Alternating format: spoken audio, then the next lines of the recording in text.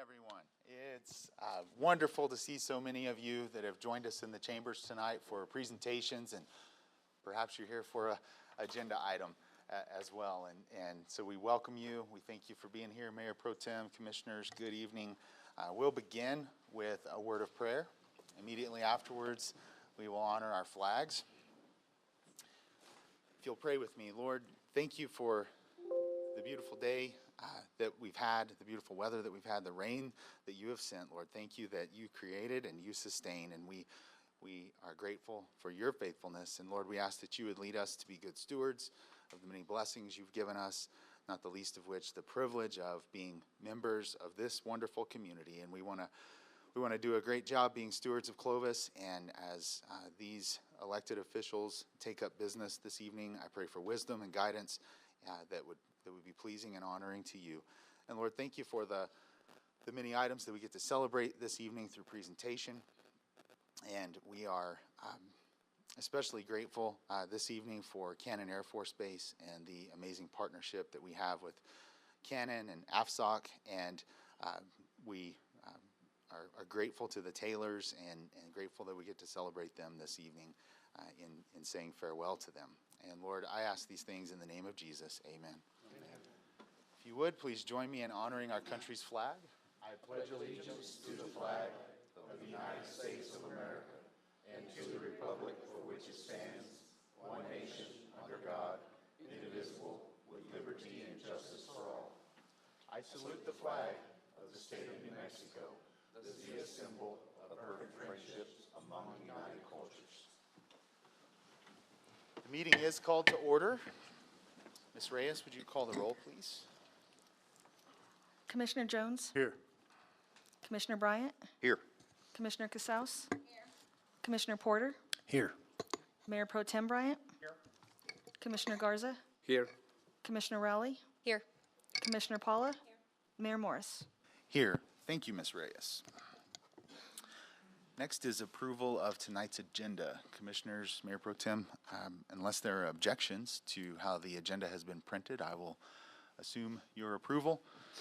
Hearing and seeing no objections, the agenda has been adopted, and we'll need a yes vote recorded for each of the members. Please, Ms. Reyes. Next, we have approval of minutes, and you have two sets of minutes. The first is from the Thursday, May 4th meeting. That was our last regular City Commission meeting. Those minutes are in your packet. You've had the opportunity to review them. Unless there are objections, we will adopt those minutes. Without hearing any objection to the minutes as they've been printed, we will adopt the May 4th, 2023 minutes. And please record a yes vote. Next are the minutes from the special meeting that took place on May 8th. Commissioners, if you've had the opportunity to review those minutes, are there any objections to the way they've been printed? Hearing and seeing none, we will adopt the minutes from the May 8th meeting as well. Thank you. Again, want to recognize and offer our thanks and gratitude for each of you that have joined us in the chambers this evening, whether it be for one or more of several presentations that we have this evening, or if you're here for an action item down the agenda, whatever the case, thank you for your interest in our meeting this evening and for being here. We'll move on to awards, proclamations, awards, and presentations, where we do have several planned this evening. And the first is a fun one, a bittersweet one, and one that we don't do very often because we do reserve the occasion to give away the key to the city for very special people. And that is certainly the case with our gentleman tonight that we're giving the key to, he and his family. Presentation of key to the city to the 27th Special Operations Wing Commander, Colonel Terrence G. Taylor, who is a very busy man and just made it through the door a few minutes ago with his lovely family. And it is always a delight to see you, Colonel. Or perhaps I should start referring to you as Brigadier General Select Taylor. Yeah, let's give him a hand. We are we are so proud of you, and as I struggle with emotions that I didn't expect, didn't see coming. Sorry about that, everyone. But looking at Colonel Taylor and Maria and the girls is, yeah, you're the star of the show, aren't you? We all know, as Clovis residents, what a blessing it is that we have Cannon Air Force Base here, and because we do, we have these amazing people that come through our lives, and it's always too short of a season, but because they do, we're better, and we're richer and made more whole, and that's a normal day in Clovis and experiencing Cannon Air Force Base, and then there's the Taylors, right? Colonel Taylor is just, I actually think he got more than his fair share of gifts and talents when God was giving out gifts and talents. I mean, just an amazing leader and speaker, and just easy to be with. And just recently at Wings Over Cannon, Sarah and the kids and I were late getting out there because of several other activities, and got there in time, thankfully, to stand in line for a funnel cake with Colonel. So for about 45 minutes, we stood in line for a funnel cake, which was worth it, by the way. It was very good.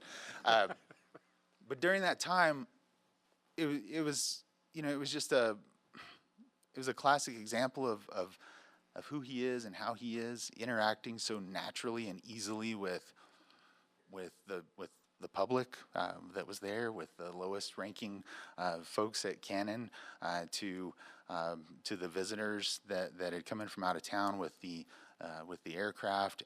Just easy to be with, yet commands the respect of everyone around him and in his presence. And he's truly a leader that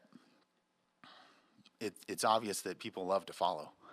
And so it's no surprise that you've been incredibly successful in your Air Force Special Operations career, and that you're on your way to greater and bigger things. And we are better because of the short season that we've been able to share with you and your lovely family. And so we thank you, Colonel Taylor, and I want to present you with the key to the city.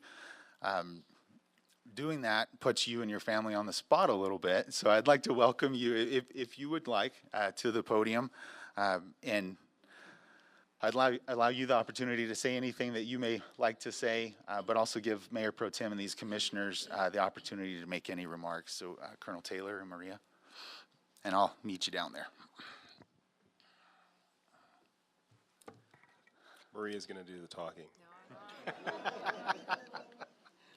here, girls. Aren't they great? It's quite the honor, and very, very humbling to just have an opportunity to come and spend some time and share with all of you here tonight.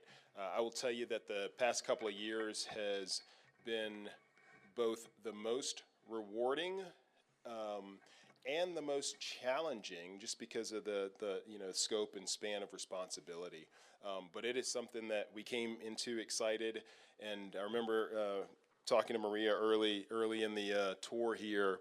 We didn't want to leave here burnt out.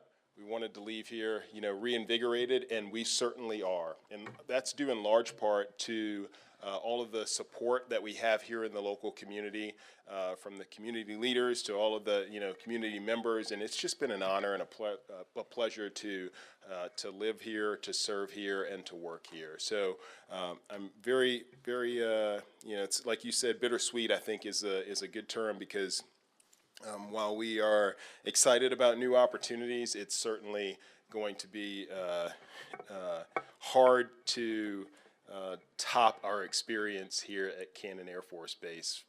One of the things that people come to know when they have an opportunity to serve here is that what makes this place special is not the mission. It's not any of that stuff. Those things exist in other places too, but it really is the community and the family feel that is in and around Cannon Air Force Base. And that's something that, again, we'll be eternally grateful for. So thank you very much again for this opportunity. Thank you for your friendship. Many of you, obviously we've had an opportunity to interact with you in some social settings and, some settings like this. But I just really appreciate everyone, and thank you for the opportunity, and thank you for this recognition here tonight. You bet, you bet. Well, I'm glad to hear that as you leave, you're not burned out, and and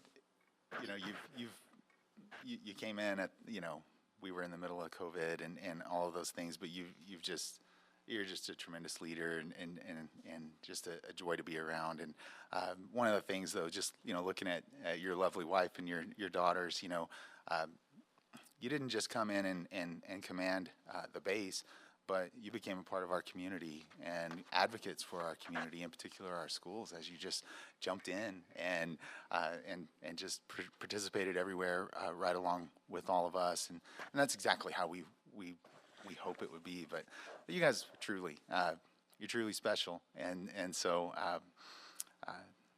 we just thank you for this season that we've been able to share with you, and we're just so proud for you and excited for you about what's next, and we want to keep in touch and hear about how things are going. I'll make my way down so that I can present the key to you, but I'd love to give the opportunity for others to make remarks if you like. Colonel, right here, sir. I keep telling them we need to switch chairs. This too lawyer. Again, I just want to say thank you for your service to this country. Thank you for the mission that you help make more stronger because of your leadership here. I think we're in better shape than when you came here before. Maria, you and the girls been a ray of sunshine in this community. I mean, everybody's just like you. You can ask Ernie. I think everybody's in love with you because of the way that you handle yourself in the community and with different groups. Is something different, and we appreciate that. Sir, don't forget about us. You have the key to the cities. You can come back here at any time. Thank you, sir. Thank you. Colonel Taylor, thank you. Appreciate your service, and wish you and your family the very best. Thank you, sir. Thank you, Colonel Taylor. And Mariano, we have shed a few tears at the chamber. We're going to miss you, but thank you and Godspeed.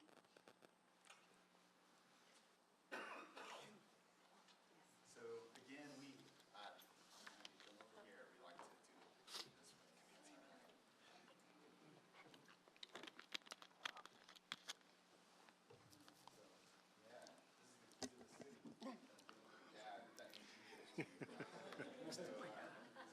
We reserve this for special occasions, for things that will be on the back. And so I'm really proud of the shirt that he's on. As Commissioner Juan said, you always have a home here because you got a key to the place. Okay? So, thank you.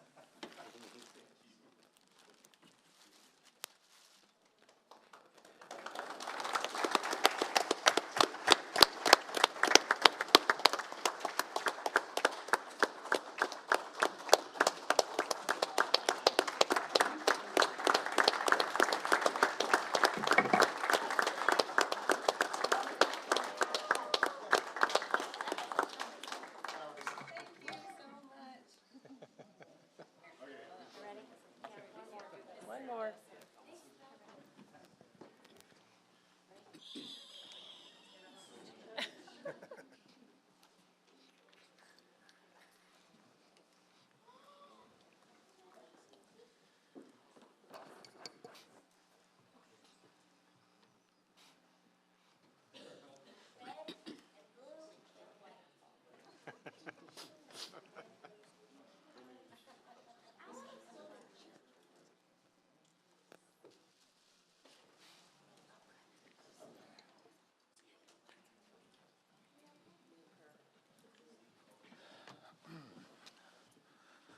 So you're going to notice several changes in the agenda in this awards and presentation section as we've added some after this was printed.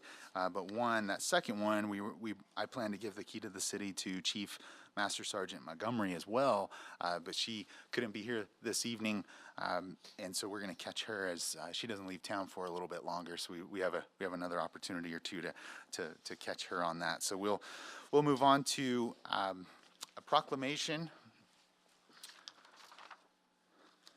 pertaining to EMS, and we have folks from our EMS department. And the fire department, our fire chief, our deputy fire chief, and others here this evening, and they're at work. So we're going to take care of this proclamation so that they can get back to work. But we want to make much of our emergency medical services personnel at the city of Clovis and thank them and encourage the community to show their gratitude to these folks that stand ready to spring into action and help us and in our moments of need. And this is a national push the week of May 21st through 27th. And we certainly want to celebrate that here locally. And so I'll be sharing a proclamation in just a moment on that. But could I have our EMS folks come up, and is there anything that you would like to share? Or would you prefer I had not done that? Too late now.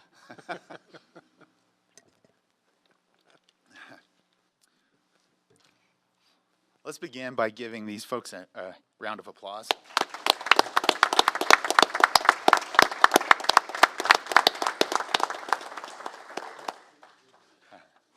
Mayor Pro Tem, Commissioners, thank you for having us.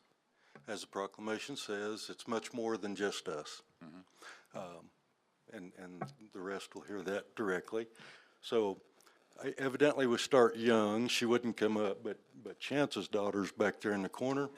And she's already being trained by Dad as a future provider. Oh, good.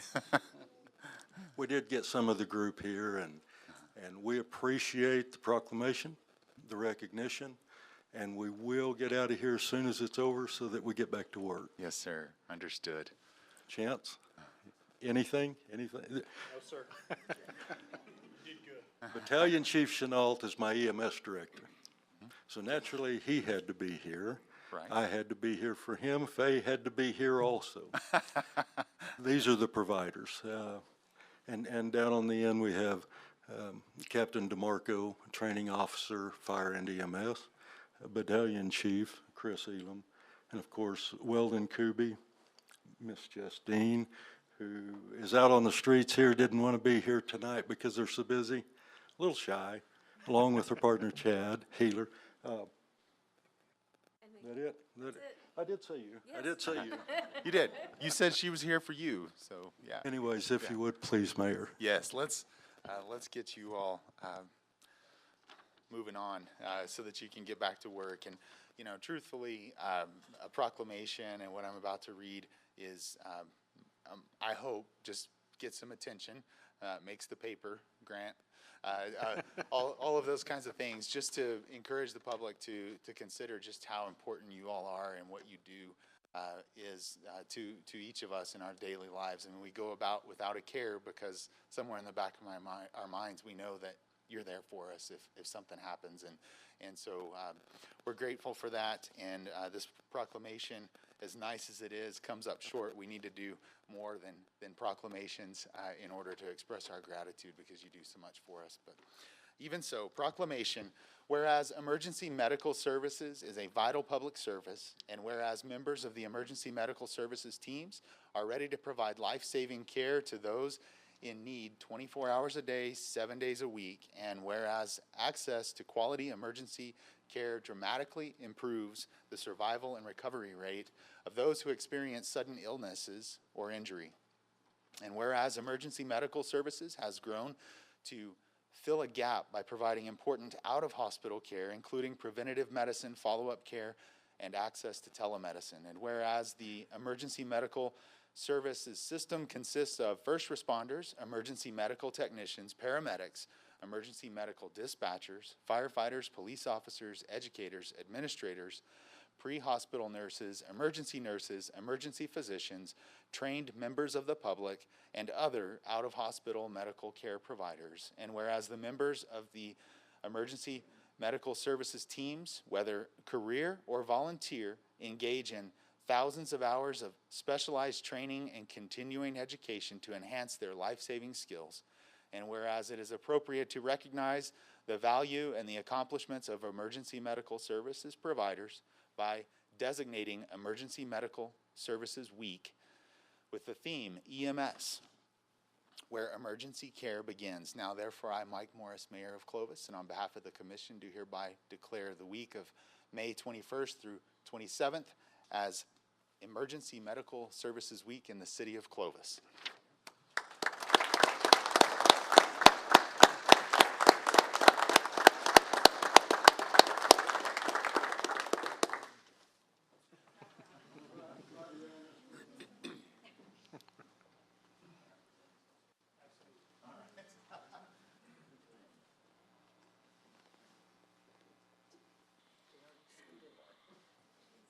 Act like you like each other.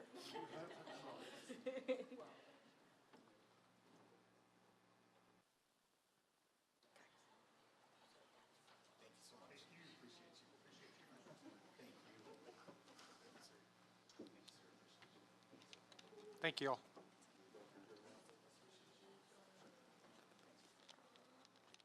Thanks, Chief.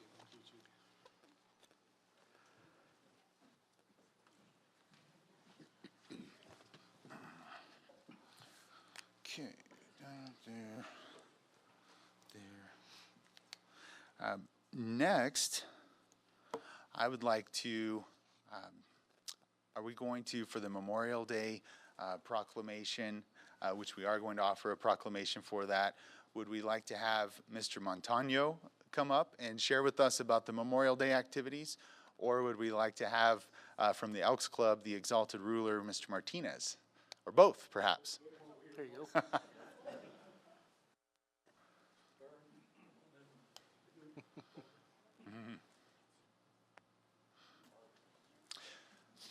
We certainly appreciate y'all coming out. Thanks for the Memorial Day activities that you put on each year, and I understand you're going to share with us about those activities that are planned this year. I'll give you the floor, Mr. Montano. Okay, thank you. Mayor, Mayor Pro Tem, Commissioners, thank you.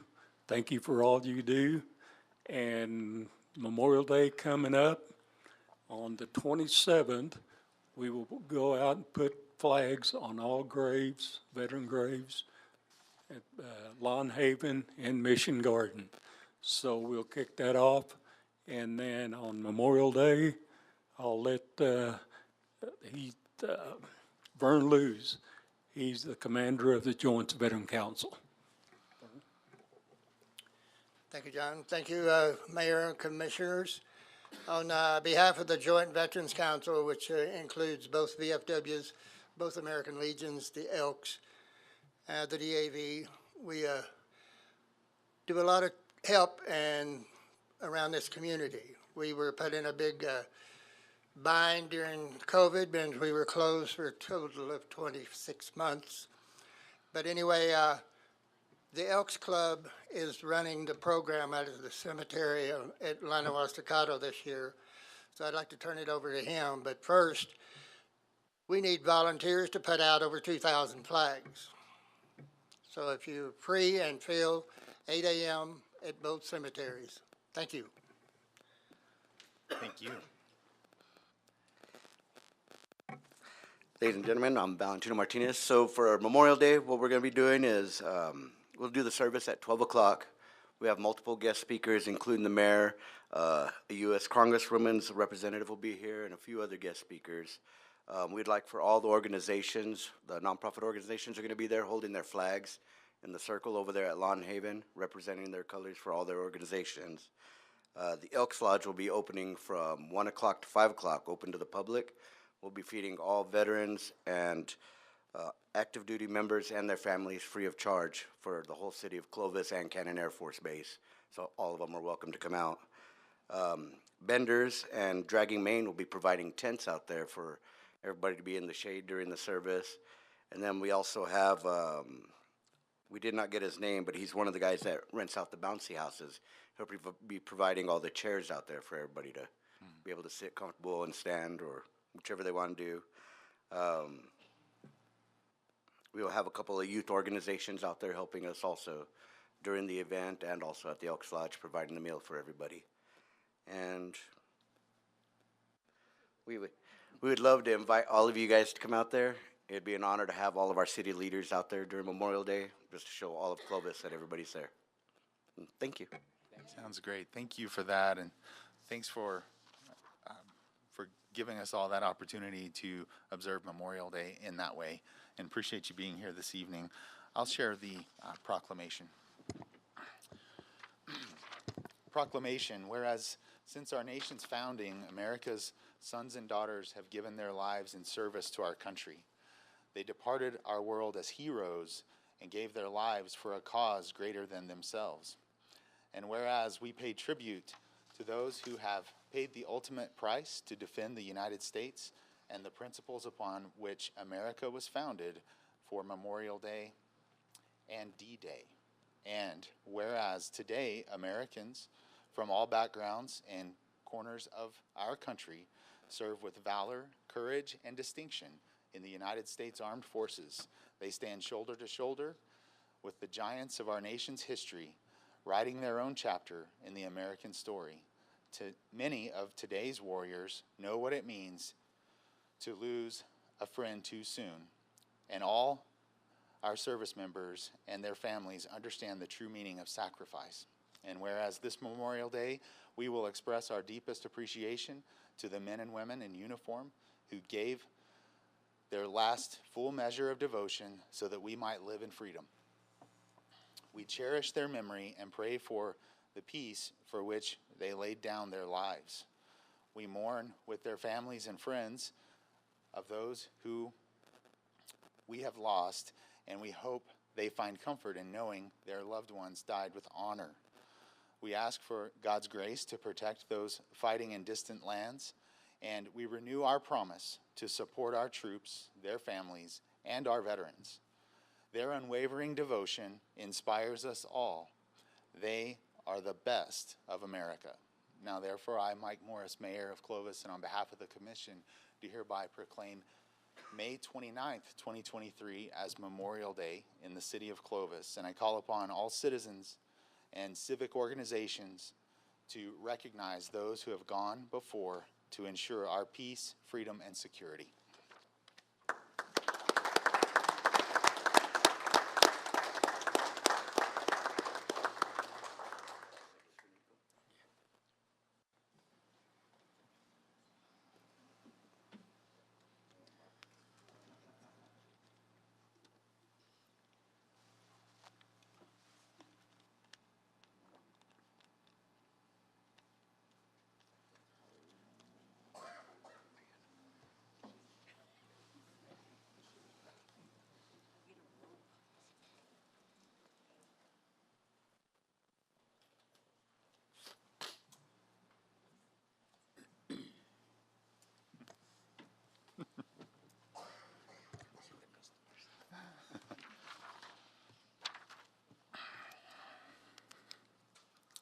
Okay.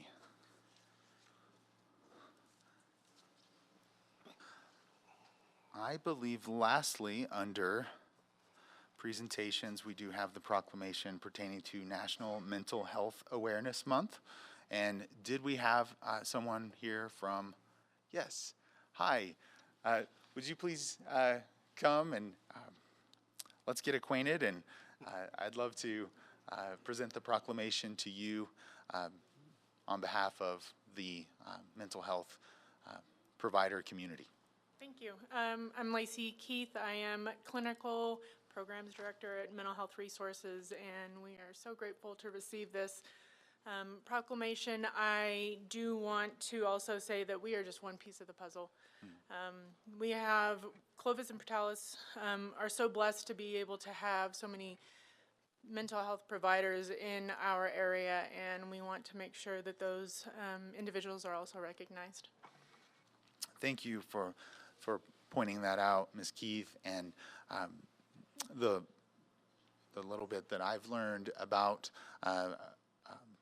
the behavioral health and mental health needs and those that are doing that work every day in the last year or so, as we've tried to take steps to better address that need in our community. One of the things that I've learned is that yourself and everyone that you stand and represent this evening are truly heroes in doing the work every day. So thank you for what you do. And so it's a pleasure to offer the proclamation and draw attention to this. Thank you. Proclamation. During National Mental Health Awareness Month, we honor the absolute courage of the tens of millions of Americans living with mental health conditions. And we celebrate the loved ones and the mental health professionals who are there for them every day.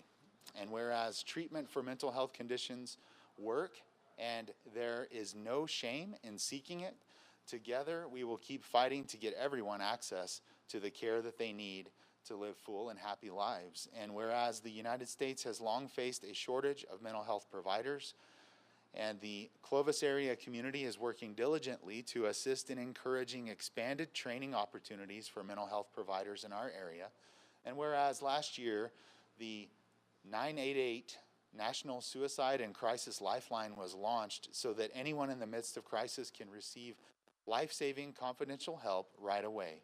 988 is a free program to help anyone with emotional, mental, or substance use crisis. And whereas the Clovis City Commission would like to express their heartfelt gratitude and thanks to the mental health providers in our community for their tireless and dedicated service in assisting those with behavioral health challenges and providing them with the treatment that they need. Now, therefore, I, Mike Morris, Mayor of Clovis, and on behalf of the City Commission, do hereby declare the month of May 2023 as Mental Health Awareness Month in the City of Clovis, and I urge all citizens, government agencies, private businesses, nonprofit organizations, and other groups to join in activities to take action to strengthen the mental health of our communities.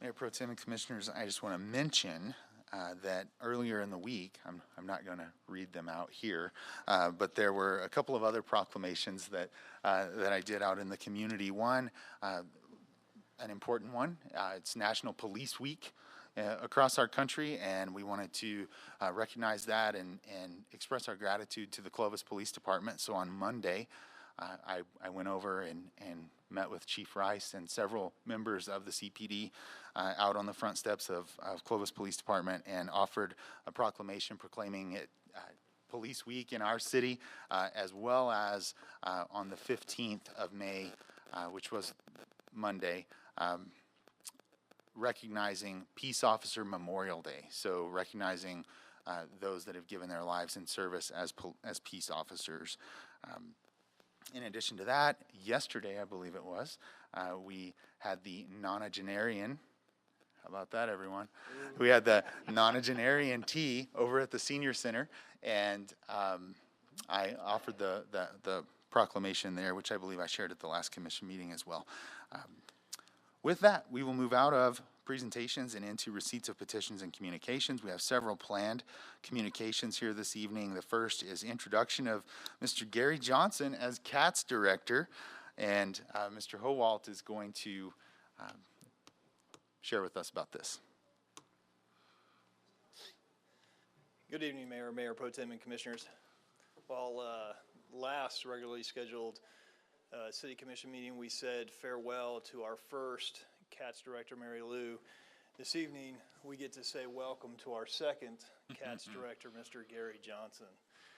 Gary actually started with the city back in 2007 as an accountant, where he was for 2 years, and then progressed over to the grants coordinator position, where he acted in that role for the next 10 years. When Mitzi retired from CATS, there was an opportunity for him to take his talents that he had learned from being both an accountant and a grants coordinator over to CATS. Because if you're familiar with that program, a lot of it is dealing with the grants that they receive through the federal government and the state government, as well as dealing with the financial aspect of it, and then all the reporting that goes along with that. And so it was a perfect opportunity for Gary to go over there and lend him his talents. So for the last 4 years, man, I've been terrible with my timelines tonight. He has been gaining that experience and knowledge for exactly where he is at today. And so I think that Gary is a perfect example of an employee that can come to work for the city of Clovis and work their way through a career field and a career path to eventually becoming director of one of our departments. I'm proud to have Gary here tonight. I'm proud to have Gary taking over the CATS department, and I look forward to seeing where he can take the department into the future years. So with that, welcome, Gary. Welcome, Gary. I just want to say thank you, and I do appreciate the opportunities the city's given me. It's been good. No complaints from me. I do appreciate it. Well, we appreciate you, and the city manager made a great choice. I think so too. Great. Thank you, Mayor. Thank you. Next, do we have the presentation on Great American Cleanup, which took place on the 6th? Is Mr. Hooper here or Ms. Nieto? I see Mr. Hooper. There he is. We had the Great American Cleanup on Saturday, May 6th, and how'd it go? Mayor Pro Tem, Commissioners, I appreciate y'all letting me be here. It was an interesting day. It was a beautiful day. We had a lot going on in the city, as y'all know, everything across the board. We did have a pretty strong contingent out there. Our numbers were low, but our hearts were good, and so we made up for it. I know I'm going off the slideshow as much as anything that Vicki put together for us. We had some good groups out there. We had some interesting groups. We had one of them that was the Trash Bandits, I believe, that kind of named themselves. They did a heck of a job running up and down Martin Luther King. We had the Clovis High School Booster Club for soccer, I believe, came out. A bunch of young ladies that did a great job over at Hillcrest Park. Nice. And we had actually some of our employees in wastewater, Public Works, that brought their kids. So while they worked, they put their kids to work, and they've made one of our excellent groups up there. Mayor Pro Tem was out there delivering trophies. We had I'm not sure where we're at in our slideshow. Yes, we pretty much ran down. We had our third place was the Clovis High School Booster Club. We came in with 13 bags. I believe that was out of Hillcrest Park. Our second place team was Team George. If y'all know George over in Public Works, there's a good group of his kids came in with 14 bags. Our first place team was the Trash Bandits. They had 90 bags of trash. We kind of split up and ran up and down Martin Luther King. We had that whole area from Llano down to 7th, and they just did a heck of a job out there. They really did a good job. We wound up having 50 volunteers, 16 city employees. There was 124 bags of trash collected. We did 44 tons of trash and 54 tires collected on Saturday alone, and then 341 tons collected over the 3-day weekend. Wow. So it really came in a lot. Now, a lot of that is going direct to the dump, Right. or to the waste facility. So, but our guys did a good amount. That's great. Good deal. So you typically have a cleanup in the spring and in the fall, correct? All right. So they did a great job, but our numbers were a little low in the spring, so we got to make up for it in the fall. We're gonna have just record numbers of volunteers out in the fall. Okay, So that's the plan. we appreciate it. Yeah, we'll appreciate you. Thank you.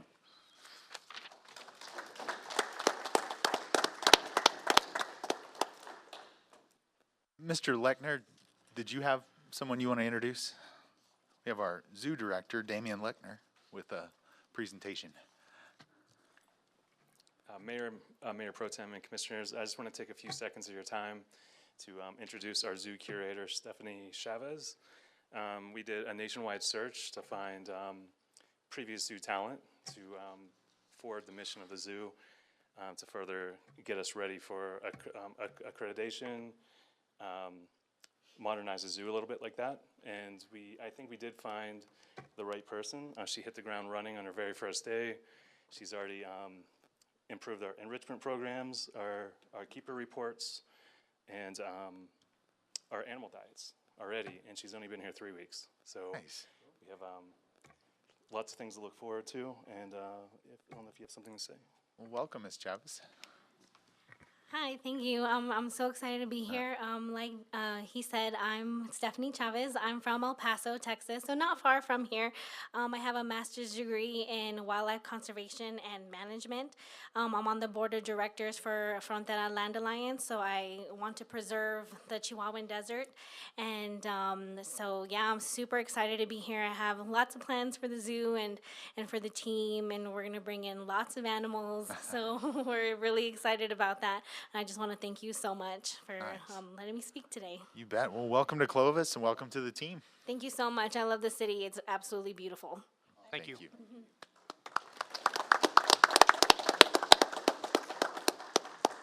Appreciate that. Just one more exciting thing happening with the Clovis Zoo, which is such a wonderful asset that we have.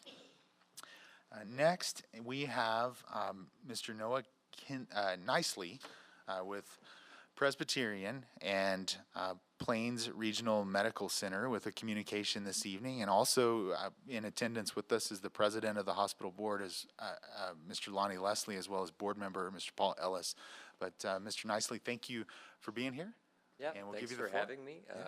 Good to see you again, Mayor Morris, Chris, everybody else. Good to meet you for the first time, I think. And also thank you for not putting me right after Colonel Taylor, because that would have been hard to follow. So I appreciate the space between the two, and certainly appreciate both board members coming here for support as well. So, and also I appreciate just the recognition for the other healthcare services tonight. Both EMS and behavioral health are just critical parts of the healthcare ecosystem, and both extremely challenging parts of healthcare. So really appreciate again that recognition that this group has done for them. No, So- excuse me, just one second. Yeah. Before you go into your presentation, your update, could you tell us a little bit about yourself and what your current position is with Presbyterian? Yeah, of course. So my current position with Presbyterian is the regional vice president over our regional delivery system operations. So I sit in Albuquerque, where my office and main hub is, but I support and really am focused on our 5 community-based rural hospitals, obviously here in Clovis, in Tucumcari, up in Espanola, Socorro, and then Ruidoso. So that's what I focus on for Presbyterian, and actually is my background. I moved here 2 years ago from Nebraska, so a little change for me in terms of scenery and climate, but we love it here. Really have, I think, adopted and grown to love New Mexico. So that's my frame, and that's why, again, why I came here is to be able to support and strengthen rural healthcare, which is, I talk about how EMS and mental health are very difficult areas to operate within healthcare. So is rural and regional healthcare. It's a very difficult place to be. There's lots of roadblocks that, everywhere in healthcare is difficult, but certainly in a rural regional environment, there's some extra layers of challenge to operate as a healthcare entity here. So again, that's my passion. That's why I'm here, and that's why I love being able to come down here to Clovis and to our other sites to support healthcare in these communities. Is that good? Great, thank you. All right. And I guess I failed to make mention that Mayor Pro Tem Bryant sits on the hospital board as well. So we have 3 members of the hospital board supporting Noah in his presentation this evening. I appreciate that, and board members are also kind of bosses, so there are 3 bosses here a little bit too. So, well, and so that I'll get into that too, and that obviously we've had, and we've been announced a few changes from a leadership standpoint at PRMC, George Cruz, our hospital chief executive, has stepped down, resigned. And then Dr. Kwan, our chief medical officer, retired after a long, illustrious, and well-deserved retirement after a phenomenal career from him. So obviously, anytime there's change, that can create a level of uneasiness on what's going on. Is there something else going on? Is there, you know, as I've stepped in and spent more time here at Plains Regional Medical Center over the last 3 or 4 weeks, as I've tried to help George in his transition out, which his last day is on May 26th. And the plan is for me to step in as the interim hospital chief executive, as we've already started a national search for a replacement. But as I've stepped in, I've really tried to listen to our staff, listen to the community, listen to the board members on concerns, uneasiness. And I've really been encouraged as I've spent more time in our hospital. I already came and visited a lot as part of my other role. But as I've got to know our team better, our leaders, our staff, our physicians, on the medical staff, both employed physicians with Presbyterian and independent, I'm really encouraged by our organization. I think, I've been in other organizations. I've been across the country in terms of healthcare systems, rural regional hospitals, and they're phenomenal people here that provide phenomenal quality every day. And that's part of my message that I've given to our staff, who have also obviously felt some level of uneasiness with change in leadership. And my message to them has been, look, PRMC is bigger than one person, and every day, every hour, every minute, it's our nurses, it's our physicians, it's our EVS staff cleaning the rooms. They're the people that are saving lives every single day. And as I've met with them, I've been really, really encouraged by, again, our organization. And I sleep well at night knowing all of the great people that we have, the people that are, residents of Clovis and of the surrounding area. So again, it's just, I'm encouraged. I think Plains Regional Medical Center is a great organization, and I think it'll continue to be a great, strong organization for Clovis, for Curry County, for the broader area in terms of healthcare. I have a couple other updates, and then I'm certainly happy to answer any questions we can go into as well.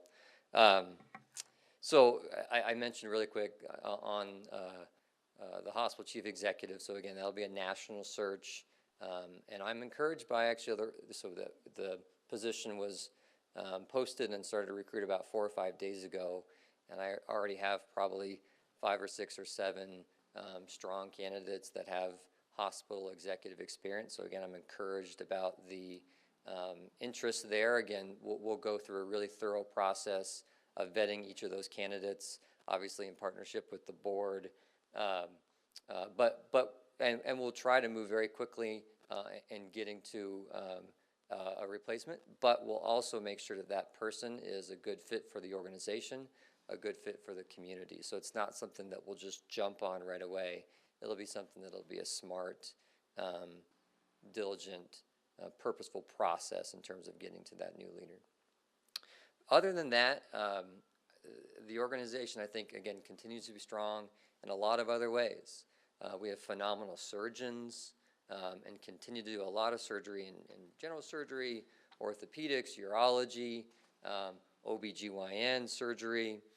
We have continued, I'm sure this group is aware of the change last year from a maternity care OB standpoint. We've continued to have consistent coverage every single day, and that's a credit to the entire team here at PRMC of making sure that from a maternity care, a women's care perspective, that's remained consistent. There has not been a gap of a single day of being without that care in this community. We've continued to invest in our staff as well, and so over the pandemic, and I'm sorry if some of this is repetitive to you guys, but I wanted to make sure that this was clear. We've continued to invest in our staff. So whether that's, and again, over the last couple of years, really significant raises to our staff, to the people that live, again, in this community, investing in them, because, again, they're the ones driving our care every single day. We're also been very successful recently at getting traveling agency and caregivers out of PRMC. Again, they were critical to navigating the pandemic, and there's always a place for them within healthcare operations. But PRMC, we've done a great job of really whittling that down to very, very few. And that means more and more people from Clovis, people from the area that are stepping back into those roles. So that's another really, really good sign that we've seen recently. You talked about a couple national days or days of recognition. At the end of March, we recognized our physicians on Doctors' Day. And so, again, really great, I mentioned earlier, but we have phenomenal providers in our clinics in primary care and specialty care and surgical care. So we recognized them in March. And then last week we had, and I don't know why the industry did this, they didn't time it very well, but we had Nurses Week and Hospital Week at the same time. So we celebrated all of our staff, all of our providers, and then specifically our nurses with a bunch of different activities last week around the hospital as well. Let's see, make sure. Last thing I'll address, because it's in the media, is Presbyterian's partnership with Unity Point that is still in progress, and it's not finalized by any means, but I wanted to make sure and just be proactive and address that to this group as well. Any partnership from that regard is to really look at how do we solve and better operate in a very challenging environment of healthcare these days. Again, whether it's inflation, I talked about the wage expenses that went up and for good reason and well earned, but a lot of different expenses that continue to hit hospitals. And in New Mexico, a state that is uniquely challenging in terms of being able to operate hospitals and healthcare systems. So that broader partnership with Unity Point, which is a health system based out of Iowa, is really to set us up to be more successful in navigating some very large, broader and back system functions to allow more resources to come to the front line, to come to PRMC. There is no expectation that this is going to have any big or noticeable impact here locally. It really is a broader economies of scale type of process. Again, it's not finalized by any means, but I wanted to make sure, again, that I was clear and addressed that with this group. Okay. So a lot of stuff, sorry if that was too much, Yeah. but wanted to make sure that I covered a number of different things. Yeah, oh, we appreciate you covering all that you did, and there may be some questions for you initially. I just want to comment that, thank you for the update, and I'd like to make it a regular occurrence if possible, and I'm not asking you to agree to a cadence of, yeah, as long as we're nice to you, okay, yeah. And then, I would suggest, you haven't asked for suggestions in here. I'm giving you some suggestions, but we introduced these board members, and I just got to imagine that Presbyterian would be and is concerned about about your reputation in the community, and we want that to be a good reputation.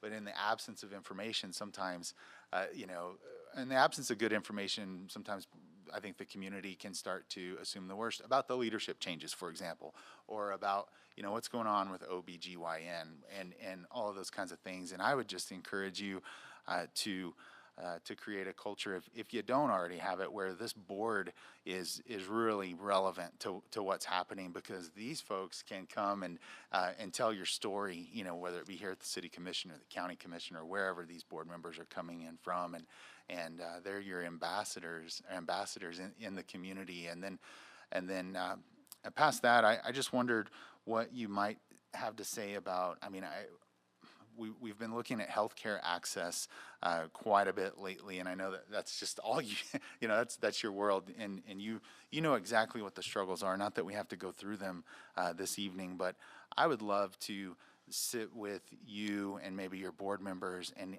understand when we say rural healthcare is such a challenge and there are these obstacles that we run into.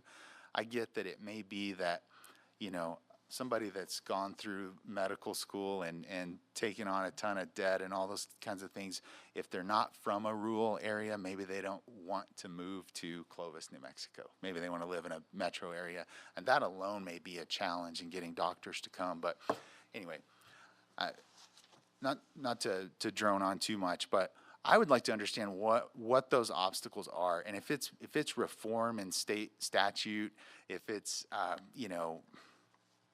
something else, I'd love to know what that is, because I want to help, because it has become a heavy burden for me as of late, as it is a lot of these other leaders, that our healthcare access has to improve.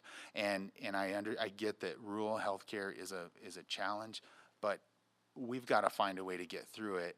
And I need to understand what your goals and objectives are, and where the obstacles are, so that maybe I can help, whether it be with the governor's office or with the legislature. And let's start to bust through those obstacles, and let's bolster the healthcare access, because this community needs it, deserves it. In our support of Cannon Air Force Base, we must improve the healthcare access. And so I don't say that I can't help but feel like that must have come off negative towards you, Noah, and I don't mean it that way, but it's just that big of a deal. We've got to figure it out. And so, whatever those obstacles are, I'd like to know what they are. If we could, meet offline, or if I could attend a board meeting and hear about those things, that would be helpful to me. Do you in fact not have the same hiring challenges in Albuquerque that you do here? Is it metro to rural is just that big of a difference? Yeah, there is. 100% there's challenges in Albuquerque from a hiring standpoint. There's challenges in New Mexico.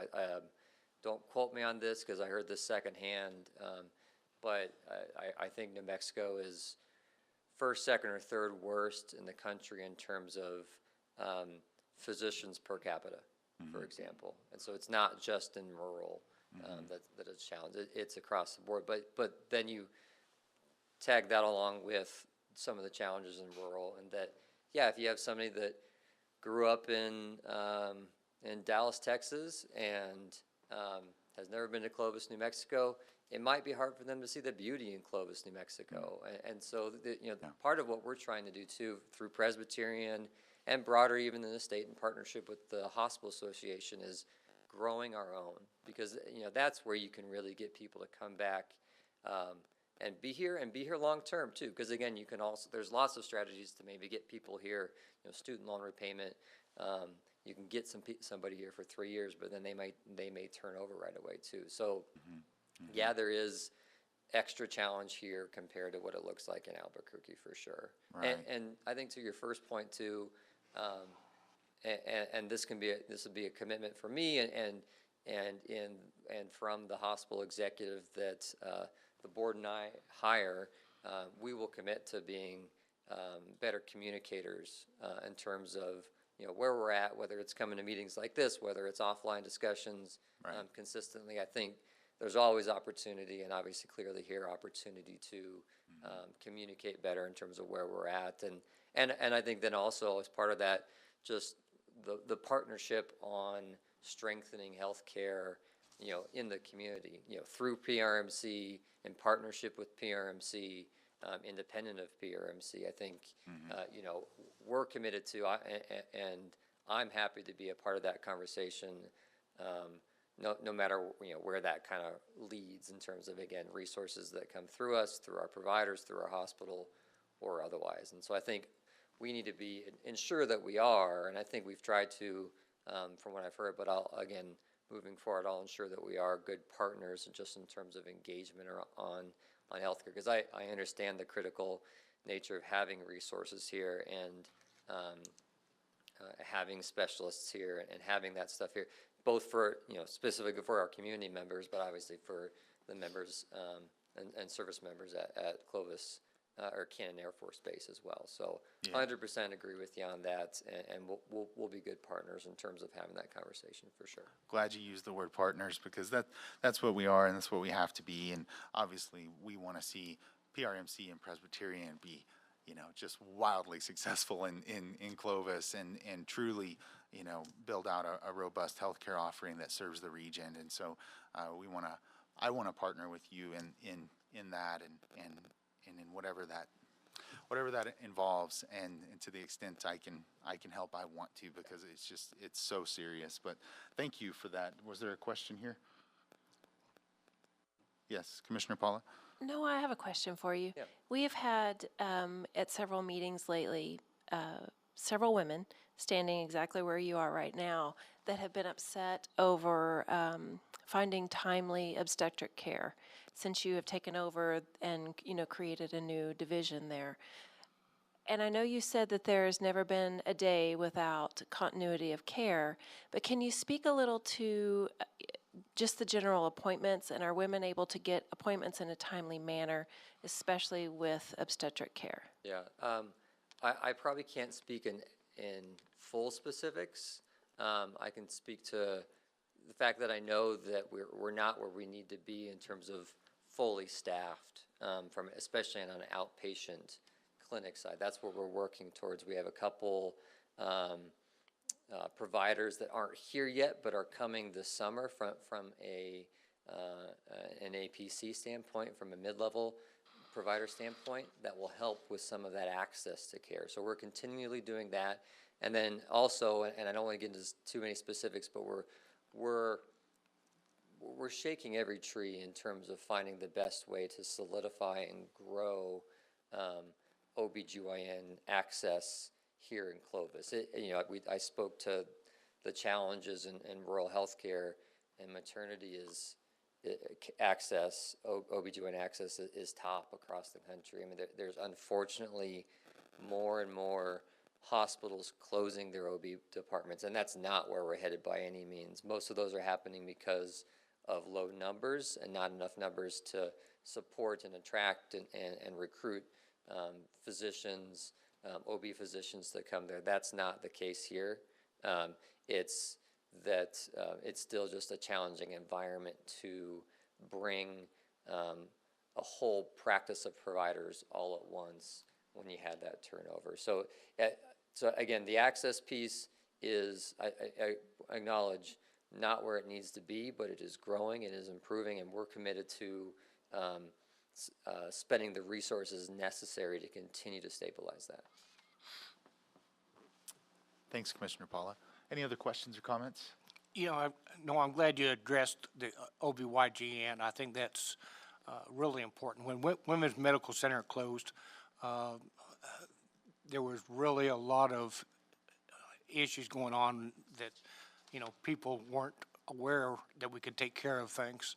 And so I want that reassurance to our community that we, we're able to address that, and we're able to take care of those services. Yeah, and I'll say again, I can't get into specifics, but this is something I'm working on daily to try to continue to improve in terms of access, in terms of the structure and growth, because it's 100% critical for our hospital. 100% we're committed to doing it.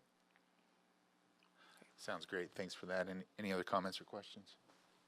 Okay, very good. Well, real quick, just to let's put an end on this. Remind us, and sorry if it puts you on the spot, but how many surgeons do you have? What types of surgery is available at our hospital? Yeah, so we have OBGYN, so GYN surgery, and general surgery,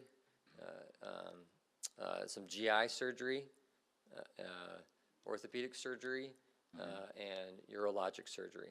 Okay. Did I forget anything else, guys? Okay, they got it all. Hey. I'm still digging in, so some of these specifics I'm still learning on the fly a little bit, but I think that's, so again, a great breadth of surgery here is that everything, in a community this size, can we support everything? Probably not. Right. But we really want to be good, and I think we are good at those things that are really core and fit to a regional market such as this. Wonderful. Well, we appreciate the service that you provide. PRMC means an awful lot to this community, and certainly appreciate the effort that's going in, that you've shared with us this evening to continue to improve access here in Clovis and Eastern New Mexico. Thank you, Noah. No, Appreciate thanks for you. having me. Appreciate it. Mr. President. Come on, come on up. Come to the mic because we're online. So they want to hear you in social media world and Name's TV Lonnie land. Leslie, and I live at 620 Genie Drive in Clovis. I just wanted to tell you how high the level goes of trying to make Clovis and PRMC the best possible hospital. I was having a conversation right before the meeting started with Rick Masters, the gentleman that's the CEO of Presbyterian Healthcare. He's the largest single provider of employment in New Mexico. Presbyterian has 13,000 employees. No other institution in New Mexico, healthcare or otherwise, except federal and state government, has that many folks. But he is willing to fly to Hurlburt to visit with General Barnfine to discuss health issues of Clovis, New Mexico. Rick That's and I are great. trying to work out a deal where maybe he could visit with him at the change of command ceremony. But anyway, that's how serious he takes it. I know Noah takes it just as seriously, but it's pretty hard to have better support than Presbyterian has given Plains Regional Medical Center. And one of the issues, Ms. Paula, with the OBGYN care, that just happened so fast. We never intended to be in the OBGYN business. It all stemmed from the death of Dr. Cross, and it just sort of snowballed from there. They couldn't hire providers themselves. They ran into the same boat that we're in, except it was probably worse. They didn't have all the Presbyterian standing behind them, which makes that somewhat easier. But anyway, I appreciate Presbyterian hiring the locum tenens. That's how we got by for a while. And so we're trying really hard. But I just wanted to tell you how lucky I think we are to have a corporation like Presbyterian taking care of us. And I think when you add the new company in Iowa, they have 3,000 physicians. Presbyterian has about 1,000 physicians. So, that's got to help some way, when we put those two organizations together. I'm excited about that, and I think that will only help us have a better hospital. Thank you. Thank Appreciate you, your Lonnie. support. Yeah, thank you. Thanks, Lonnie. Thanks, Noah. Thank you, Noah. All right, next, Mr. Rickman, will you tell us about 311?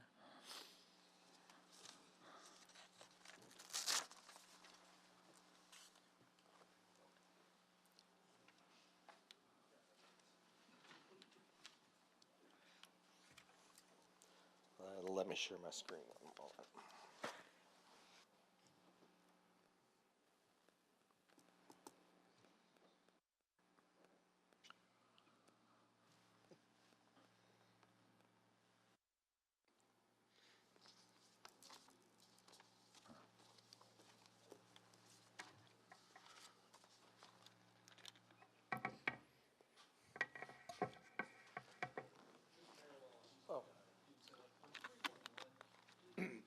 You might need to push your button.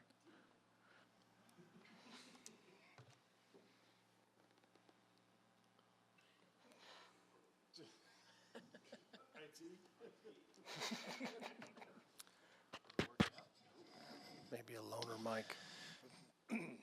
I really like to lean over and use the microphone. But just a quick history of what 311 is and what it's replacing. So previously, the city of Clovis used an app called C-Click Fix. And that was the software system that we utilized so residents could report code violations, if they needed extra pickups, whatever they needed throughout the city. When we implemented and went to Tyler, they offered a product within their operating system now that can easily interface and work with our work order systems. And so while we kept C-Click Fix in place for a while, we have now transitioned over to 311, which is that internal app for Tyler. And so obviously requested Mr. Rickman, since we're launching this, to give a quick overview of what that app does and how it interacts and how our citizens can access that. So, Steve, you're up. Very good. Thank you, Mayor Pro Tem and Commissioners. So the new app, like Justin was saying, is going to replace C-Click Fix. What I haven't told Justin yet is we did run into a couple of hitches today with some permissions, so we're not going to launch it today, but we will launch it next week. So the new app is called My Civic 311.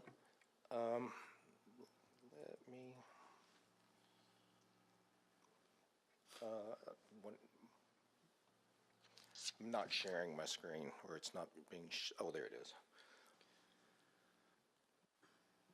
Michael, can you make that larger for the folks in here?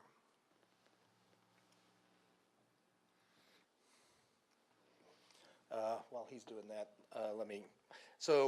up in the upper right-hand or left-hand corner of my iPad here, if you can see me kind of moving it around here in the corner of the screen, it's called My Civic 311. It's available on the App Store and on Google Play. We will also have a companion link on our website that will allow you to use our website to also log issues that you can find around the community. One of the things that we have done that's different from C-Click Fix is that we have found that we need to require you to register to use the app. It's your name, first name, last name, and email address. That's all we need for you to register. We have to have that information so that it flows throughout the Munis system properly. So anonymous submissions will not work, but they will be hidden from any public view. It would only be a few people within the city that could actually see who actually submitted that. It also answers a problem that it was brought to me by Code Compliance, that people who would submit anonymously would complain that they weren't getting any updates. Well, if they don't provide their information, they can't get updates when they're done. The app will, or this new system, will automatically update based on your email address as your issue is followed through.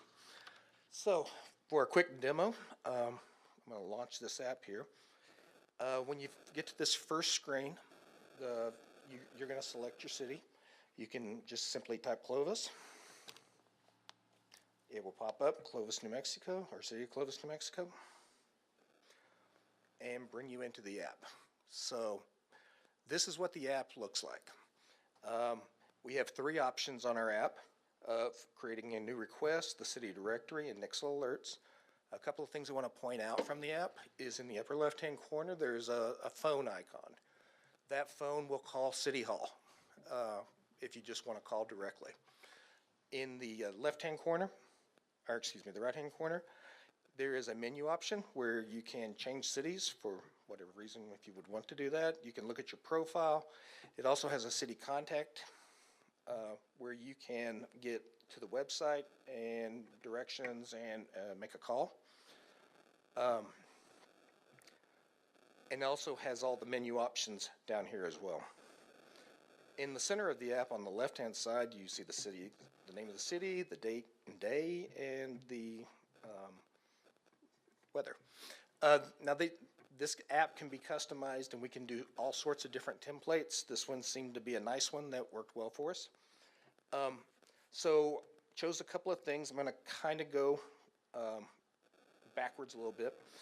The first thing I wanted to show you was we did put a link in for the city directory. So if you needed to call somebody right away, here is from our website all the key personnel and departments, name, address, or not address, name, phone number, and email address. I also put on the Nixle alerts. I changed this app so that it launches within the browser. The Nixle system is not very mobile friendly, so when we launched it within the app, it was kind of compressed. This way it just opens a browser. Here we go. So, let me start by creating a request. So the first thing it's going to want me to do is to create an account. Let me show you what that looks like. So it brings you to the screen. You have all these different options that you can interface with, or you can just very simply do it with an email and a password. So let me sign up down here at the bottom. I've got my email address, a password that I create, first name and last name, and that's all the information that it requires. Once you key in that information and hit sign up, it will authenticate you. And what you will get in your email is something that looks like this. It's an email that says, hey, thank you for signing up to Community Access Account. It is a little different. It doesn't say My Civic 311.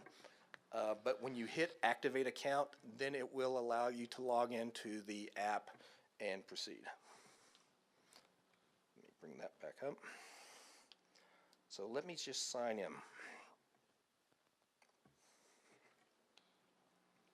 And I have a ridiculously long email address, so you'll give me just 1 second.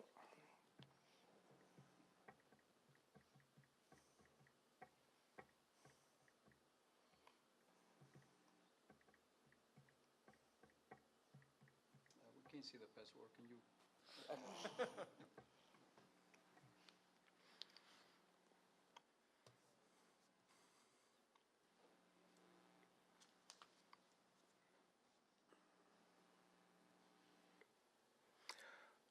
Okay, so once you are inside the app, it's going to default to the options for creating. As you can see here, we have a combination of all the different issues that you could possibly have, identified by 3 main departments. First is the Code Compliance Department, and also a few with Building Safety. Public Works, specifically sanitation, streets, traffic, and wastewater. And admin, you'll notice the last one's Yard of the Month. That will go to City Hall. And then different from the SeeClick Fix app, we've added Parks and Rec. So now you can go in here and address, just pick out a few here. I got a parks issue, lights, playgrounds, trees, weeds. So there's different parks things. These are not static. I can add and remove as we need them. So if there's something that looks like we should add, then we can do that pretty easily. There's 2 information options at the top. One is a map and one is a list. So on the map side, what this does is it shows me all the open issues related to where I'm at right now. I can also zoom around. The blue dot in the center of the screen here is me. But you can see I did a lot of testing from my office on 13th Street. So I've got 9 issues related to that location. This is just informational for any of the users out there. If you want to see a list, this is a list of issues that were created. I have it filtered right now, so it's only the new things. It's not going to show anything that's closed or pending or anything, just something new that's coming in so that you can see as a user if it's already been reported. So let me take you through a couple just to show you the difference in them. Most of them are fairly standard, simple information. Parks and Recs, we have a little twist on it, so I'll do 2 for you. The first one is a code compliance one. It's going to ask me for my contact information. Now, the one complaint I do have about the app is it requires your phone number, but it doesn't require it when you set up the account. So I'm having to key it in each time. It's taking me to where is the problem. I can either do a search up here and look for where my problem is, or I can take the default because it's using my location on my device. I'm going to click Next down here. And here I can add notes. This is any information that we want to send to the city about what's going on. I can add a photo.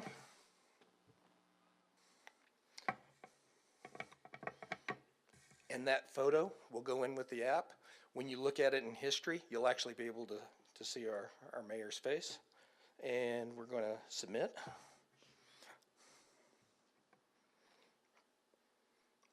One other minor complaint I have is if you fail to put your phone number in, or if you fail to sign in properly, it just tells you there's an error.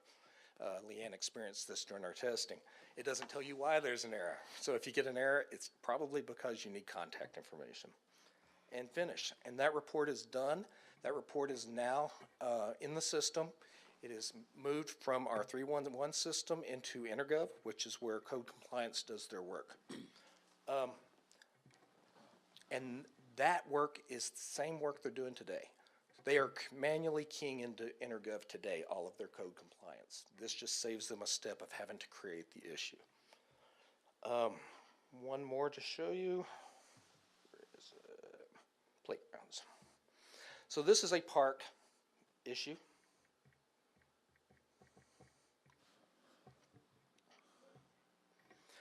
So what's different in the parks issue is instead of using location-based, after working with Russell, we decided that maybe it would be better if you just told us which park it is.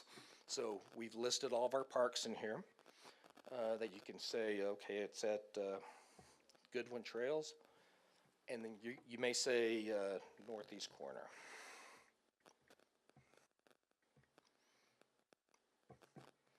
Gonna hit next. You can tell me any comments,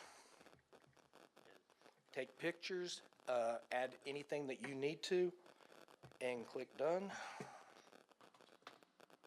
And that app is now going to go to Russell and Lisa at his office, where they can dispatch it, create work orders, whatever they need to do to get that resolved. And that is the highlights. Can I answer any questions for any of you? When first you said there was a button to call City Hall, Yes. is there a button to call me? No. Okay, I'm just kidding. I took it off. Secondly, how do I find, it's in the App Store, it's My space Civic space 311. My space Civic. Repeat that one more time for me. My space Civic space 311. Okay. And it should be yellow and look like this one here.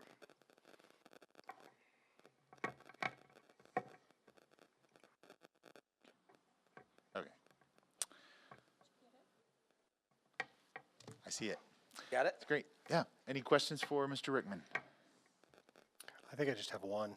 Yes, sir. Is it possible through the app that where you're having that error where somebody doesn't sign in, the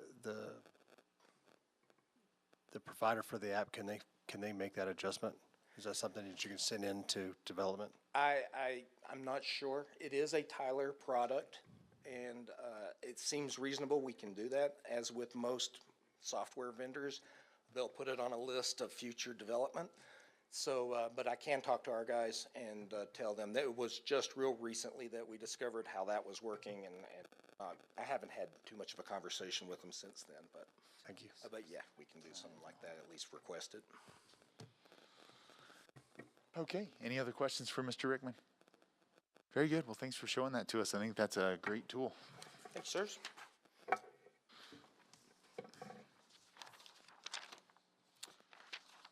Are there any other communications this evening? Yes. Ms. Riggin. Good evening.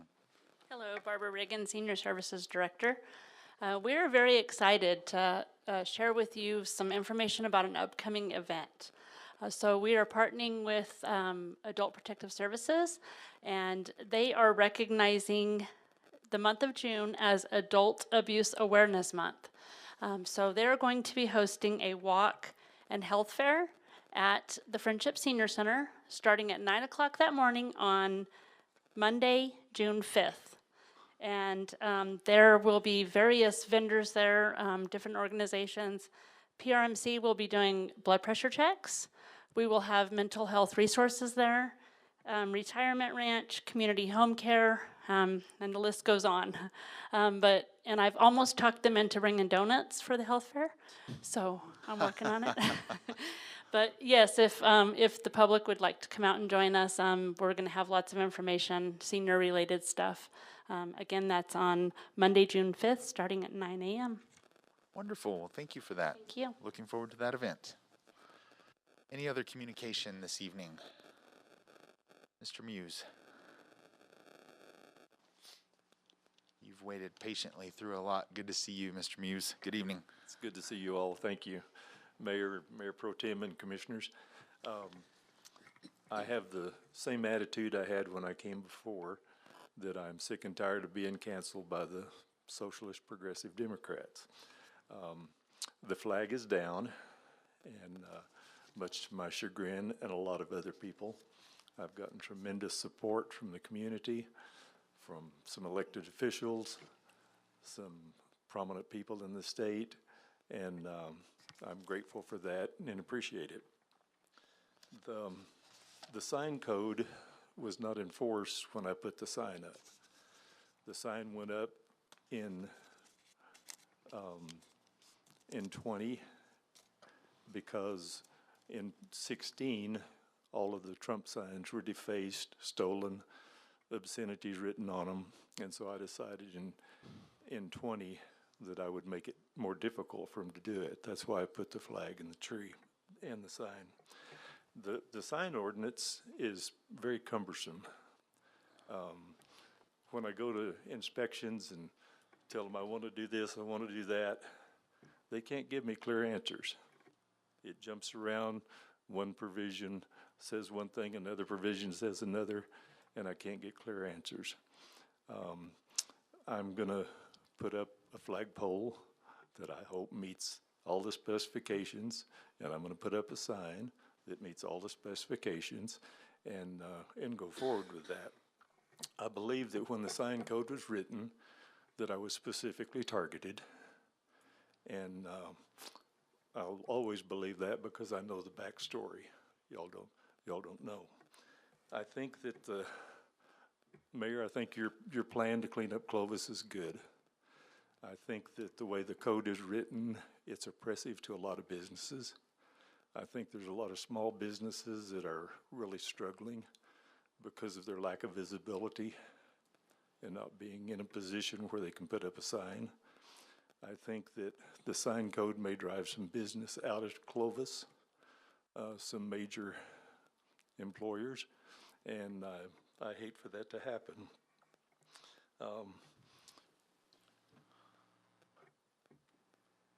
I had a lot I was going to say tonight. I'm going to shorten it, but I need to clarify for those that support me. I don't do Facebook, so I'll take this chance to clarify for a lot of people that support me. The right-of-way is 32 feet from the curb where the sign was. The tree is totally in state highway right-of-way, and the code says that we can't have a sign in the right-of-way. So you win on that one. I can't do it, but a lot of people misunderstand. They think it's my private property, and it's not. So that's the reason I had to move it. The sign was there a long time before your code was written, and so it's gone, and a lot of people are unhappy about it, and so I've told lots of people that the thing I wanted was a waiver, and the city, and I have to be careful. I have to be careful in this because half of you weren't here when this battle started. The mayor wasn't here when all of this started with my repurposing thing, and but the city always, and I don't mean you, this isn't personal, the city has always given waivers when somebody wanted to put alcohol within 300 foot of the school. A very clear ordinance that says that no alcohol within 300 foot of a school or a church. And in every instance that comes up, the city waives that. So you have the power to waive the ordinances when you want to. Mr. Howald even alters some rulings when it is to his benefit when he gets caught, and waives things without any formal process or anything. So anyway, I just wanted to update that and let the public know that the sign was illegal, and wish you'd give me a waiver, but you didn't, so we'll go the other way. Thank you for hearing me. Thank you, Mr. Muse. Anyone else have communication for us this evening?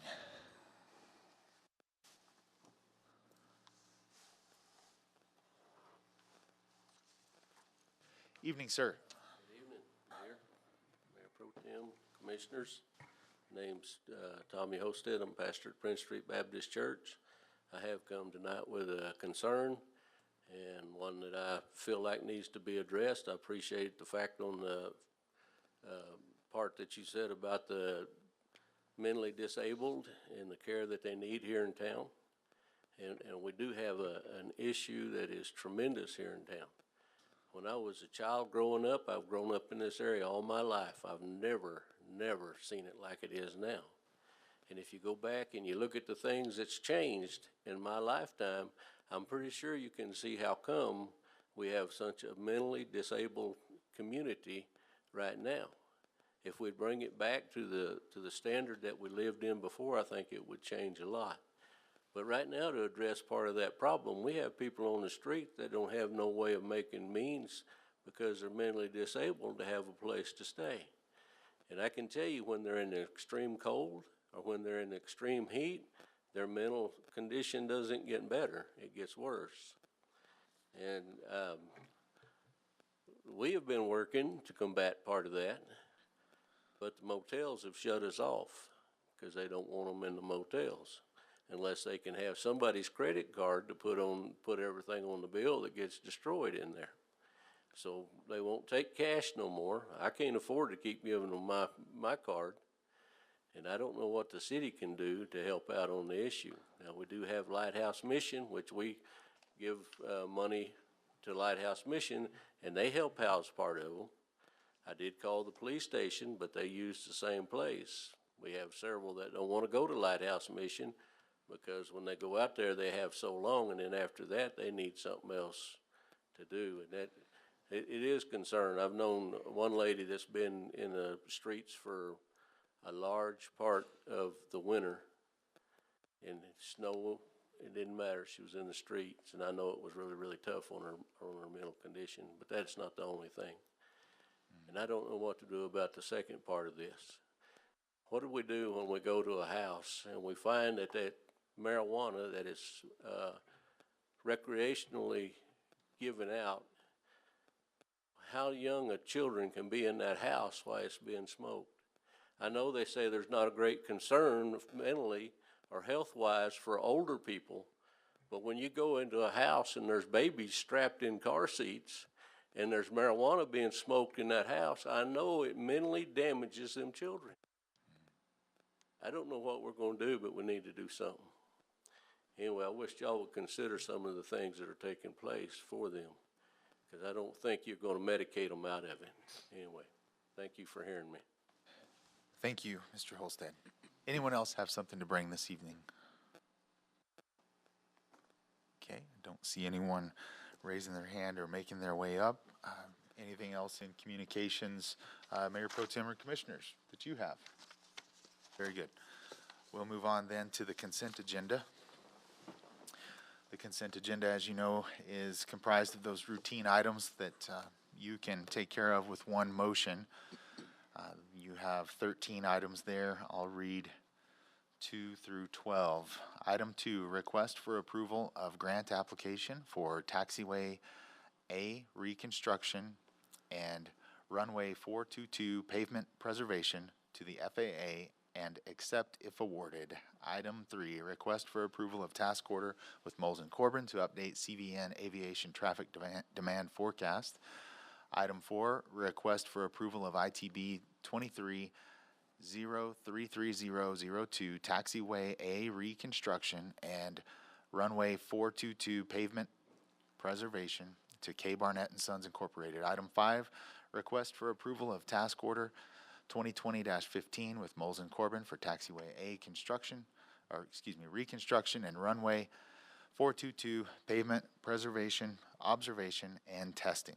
Item 6, request for approval of emergency budget transfer in the amount of $17,181.94 from City Hall Plumbing to Parks Plumbing for drain repairs at Lyceum Theater. Item 7, request for approval to withdraw land water conservation grant funding application for Goodwin Lake Trails Project. Item 8, request for approval to apply for and accept if awarded the FY23 State Homeland Security Grant Program application in the amount of $92,222. Item 9, request for approval to submit an application for the 2024 General Obligation Bond Capital Outlay Funding through the New Mexico Aging and Long-Term Services to purchase a vehicle for Senior Services Department and to accept funding if awarded. Item 10, request for approval of memorandum of understanding between Hillcrest Park Zoo and ZDR3 for disaster relief collaborative for exotic animals. Item 11, request for approval to appoint Tyler Lucas to serve on the Economic Incentive Board as the bank finance accountant representative. Item 12, request for approval of lodger's tax quarterly disbursements for May 2023. That's your consent agenda. I would entertain a motion to place the indicated items on the consent agenda by unanimous vote. So moved. Second. Motion from Commissioner Jones, second from Commissioner Paula. Commissioners, please vote.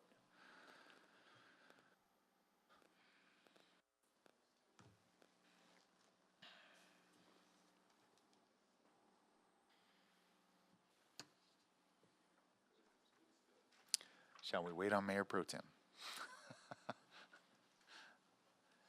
Since he's just walked into the room, we will wait on him.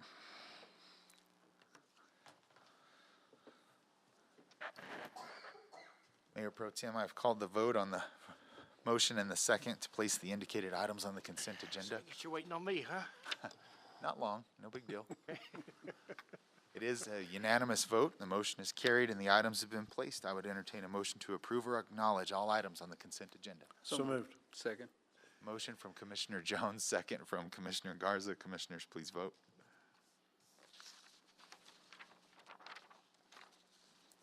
The vote is unanimous and the motion is carried.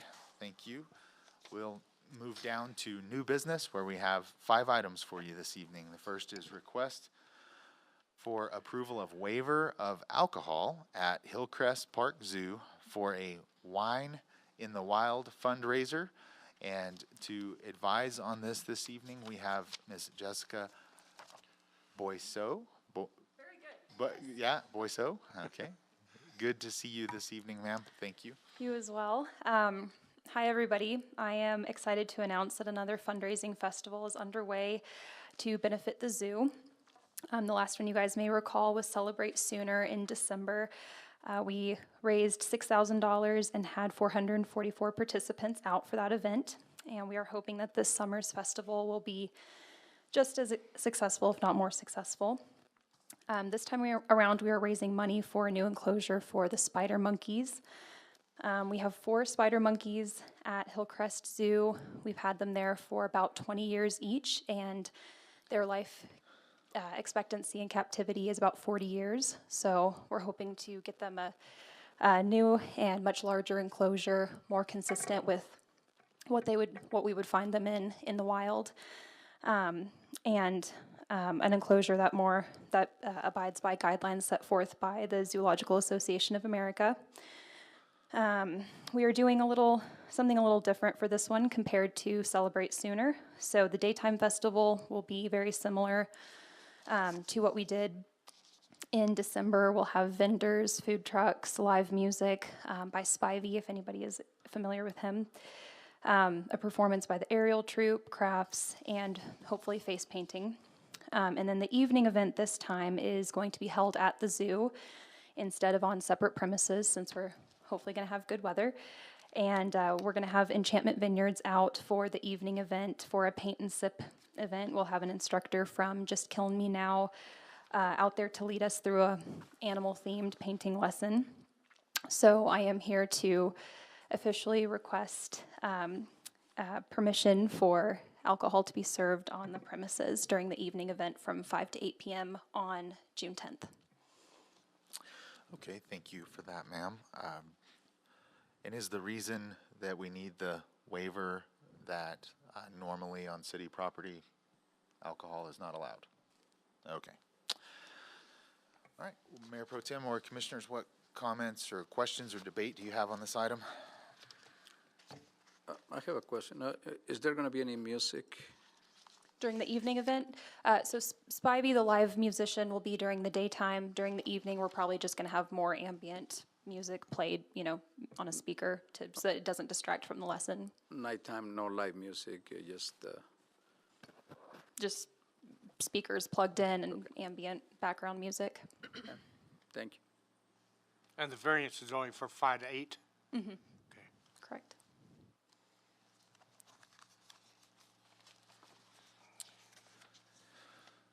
I move for approval. Second. Okay, we have a motion for approval on this from Commissioner Rowley and a second from Commissioner Paula. Any further discussion or debate? It's been properly moved and seconded that you would approve the waiver of alcohol at Hillcrest Park Zoo for the Wine in the Wild fundraiser. Please vote.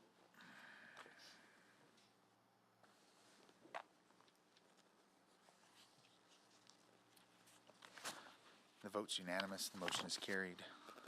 Thank you, ma'am.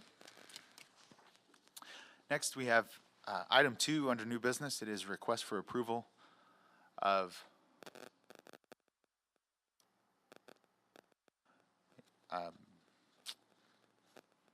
item 2 is request for approval of an airport terminal design.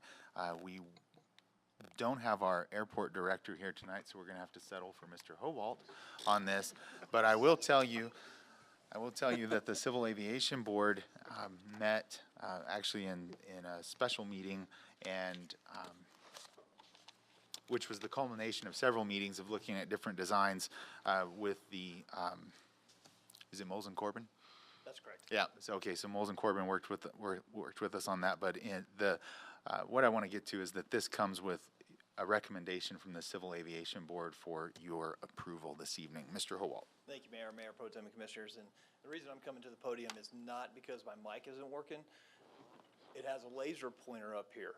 And so, I mean, why wouldn't you come to the podium for a laser pointer? Yeah. And so, as you mentioned, Mayor, this is a project, obviously, that we've been working with the Civil Aviation Board over the last several months and trying to combine several different options into one singular option for our new airport terminal out at Clovis Regional Airport.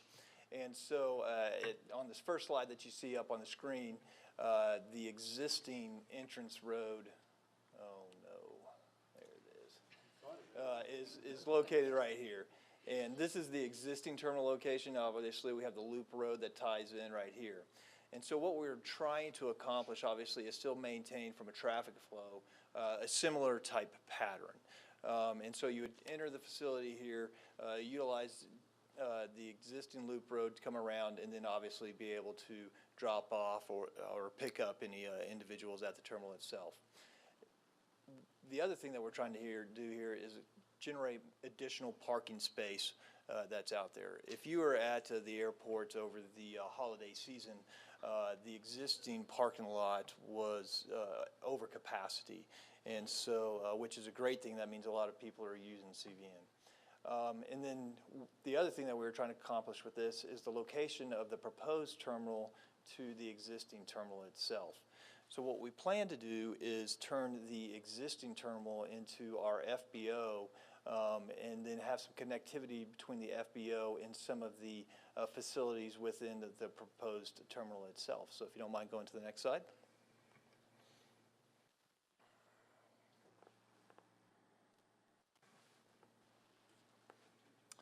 And so, this is the final floor plan that the group has landed on. And so you'd come in through the front entrance of it, and you would have your air carriers located right here in this area here. From there, after obviously checking in, you would go through, this is all of the required TSA space that they need, from offices to training rooms to the actual check-in area. So you would proceed and make your way through the TSA corridors there itself. We have put in space for actually 2 gates within the holding area. And so that way we have the opportunity to continue to grow and expand out there. The original terminal was built, I want to say, in the 1950s and then remodeled in the 70s and then maybe remodeled again in the 90s. And so when it comes to terminals, it's not something that you, at least for our size of an airport, it's not something that you continually operate and expand upon. So not only do we want to build something for today, but we want to build something for the future as well. So that gives us that room to be able to grow. Of course, it has restroom facilities in there, as well as animal-friendly spaces, as well as some concession area in here. Over to the right side of the terminal itself, this is all office space, conference rooms, etc., for the City of Clovis personnel. So our airport director, our maintenance staff, etc., can be located over there as well. Baggage claim would be located right here in the center of the facility. The other that we wanted to put into there is actual restaurant space. And so and the reason it's over to the far right is, if you recall, the connectivity between the FBO and the terminal, they're within walking distance. So any pilots that are flying in to the FBO and want to be able to take advantage of that dining facility, it would be within a short walk to be able to access that. That is another reason we kept it out of the actual holding room once you've gone through TSA as well. So just a quick overview of the proposed terminal space. We continue to work with the FAA on this. We have monthly meetings, in fact, to give them progress reports on where we are with the environmental assessment, as well as with the design of this particular facility, and in preparing for the grant application cycle to try and receive federal funding to get this project constructed. So once again, as the mayor mentioned, this was approved by the Civil Aviation Board at their April 13th meeting unanimously, and so just need hopefully a unanimous vote to continue moving forward with this design. So with that, I'm happy to answer any questions. Thank you for that. What questions do we have? Second. Motion for approval on this item from Commissioner Casal, second from Commissioner Garza. Any further discussion or debate? It's been properly moved and seconded that you would approve this airport terminal design. Please vote.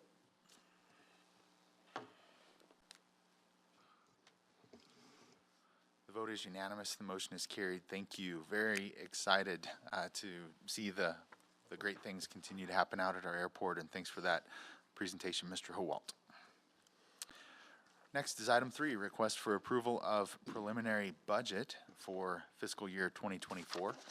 And to give us some direction on this, our finance director, Ms. Leanne Melanson. But before I yield to her, for the public's benefit, budget season at the city begins. Mr. Howalt, when do you start meeting with department directors?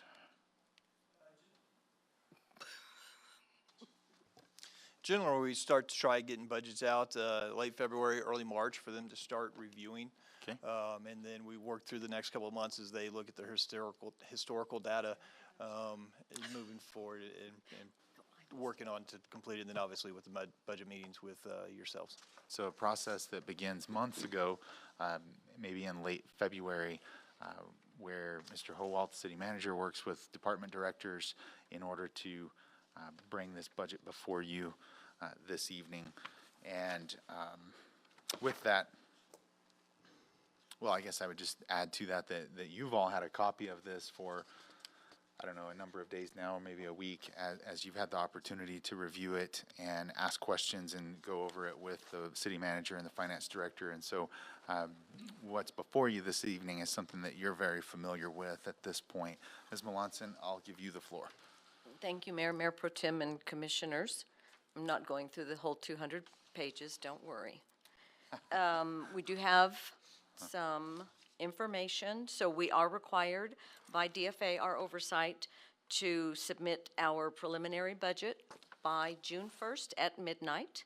So Mr. Holwalt and I are excited that we're a little ahead of schedule. So this is for the period July 1, 2023 through June 30th, 2024. And again, department directors increasing knowledge of the Munis software. Didn't take as much time to get information to us, so we were able to review. We have reviewed, we've made a few adjustments every year as we do to utilities, our property and casualty premiums, and our fuel. And with a few exceptions, capital outlay requests in the preliminary budget are covered by decreases within that same department as per the department director request. We have been, as I've reported, and I will report later in my monthly report, we have been watching gross receipts tax. We know that over the last several years, we are above our budget. And while one of our shows, we do have about a 30% over our budget in our gross receipts received. We are going to be very conservative, and we are implementing a 10% increase in our gross receipts revenue and our budgeted for additional expenditures, one-time purchases for our departments. And we are also, as approved by commission, the gross receipts that was set aside for the environmental tax, that amount that's in the budget as of the end of the year will stay with environmental tax, but the rest of that gross receipts will go back to general fund. We have also have an estimated property tax calculation using the 2022 final valuations for the 1 mil levy that was approved by commission that is being used to offset the special fire and police gross receipts tax beginning July 1st. That has been reallocated to general fund, and then the transfer will be used for the debt service for the city on the U-Water project. We do have an additional $395,000 allocated to Public Works that will be used in addition to their ongoing $350,000 for residential pavement projects. And this, we are using part of the gross receipts that that department receives, and then an additional expenditure through general fund. All revenue now that is generated for a specific purpose, I think about the last one we have left is our aquatics department. Those funds will be moved to a designated cash fund, and those funds will then be available throughout the year for improvements specific to aquatics. They will not revert to general fund. At this time, as always in our preliminary, there are no salary increases for next year. We will continue to review and look at options, and once we have good final cash balances, we will look at potential pay increases. If we have the information in time, they may be implemented as early as the final budget. Grant revenue, unless it's something specifically known at this point in time, are not in here, or the expenditures that go with them. As always, I do those at the end of the year when we have exact balances for outstanding revenue and expenditure. Touchstone for our golf course, Global Spectrum for the Civic Center, and CED have not submitted their budgets for final, so the ones that you have in here are reflected as of last year's final budgets. Those will also be in the final. And we will also, election funds are budgeted. Shameless plug from the clerk side of me. Election funds are budgeted, which will be in March of 2024. It will be the mayor and 4 of the commissioners, and we'll be bringing a resolution the end of June for polling locations. So now, Michael, we can go to the slides. And finally, I'll just say that in preliminary, our ending cash for general fund is $4.9 million. We are required by the state to keep a reserve of 1/12 of our general fund expenditures, which is $30,764,000. So that is the $2.5 million that is our required cash reserve. So you can see we have our estimated beginning cash balances. These will all be adjusted to unaudited actual balances for the final budget. We've categorized them: general fund, our special revenues, which are designated to a specific project; trust fund, which is municipal court bonds. As you can see, they do not maintain a balance. Our specific, grant-specific funds, at this point in time, would be some for our Department of Justice that we are aware of, and our American Rescue Plan. Enterprise funds are the wastewater, sanitation, airport, and golf course. Internal services are our workman's comp, we're self-funded, and our unemployment, which we're also self-funded. And then our debt service are all of our debt payments. And then the next page. This is to show you the last 3 years of our fiscal gross receipts activity. And as I will tell you in a moment, the May balance is also above last year. So this is, so you can see the line showing where we were for the last 3 years above compared to actual. So we are optimistic. We are not overly zealous in our estimates. And again, if you remember, property tax, franchise, and our excise taxes are 90% of our general fund revenue and 65% of our total revenue. And then the next one is your estimated ending expenditures and cash balance. And of course, we know that cash balances will be changed once we have beginning good cash balances. And again, the same breakdown of the different types of our funds. And like I said, general fund is a little over 30 million in our expenditures for the year. And then the next page, we do have the comparison, so you can kind of see revenues against expenditures and our cash balance between the two of them. And Mr. Howell, feel free to jump in if you have any comments.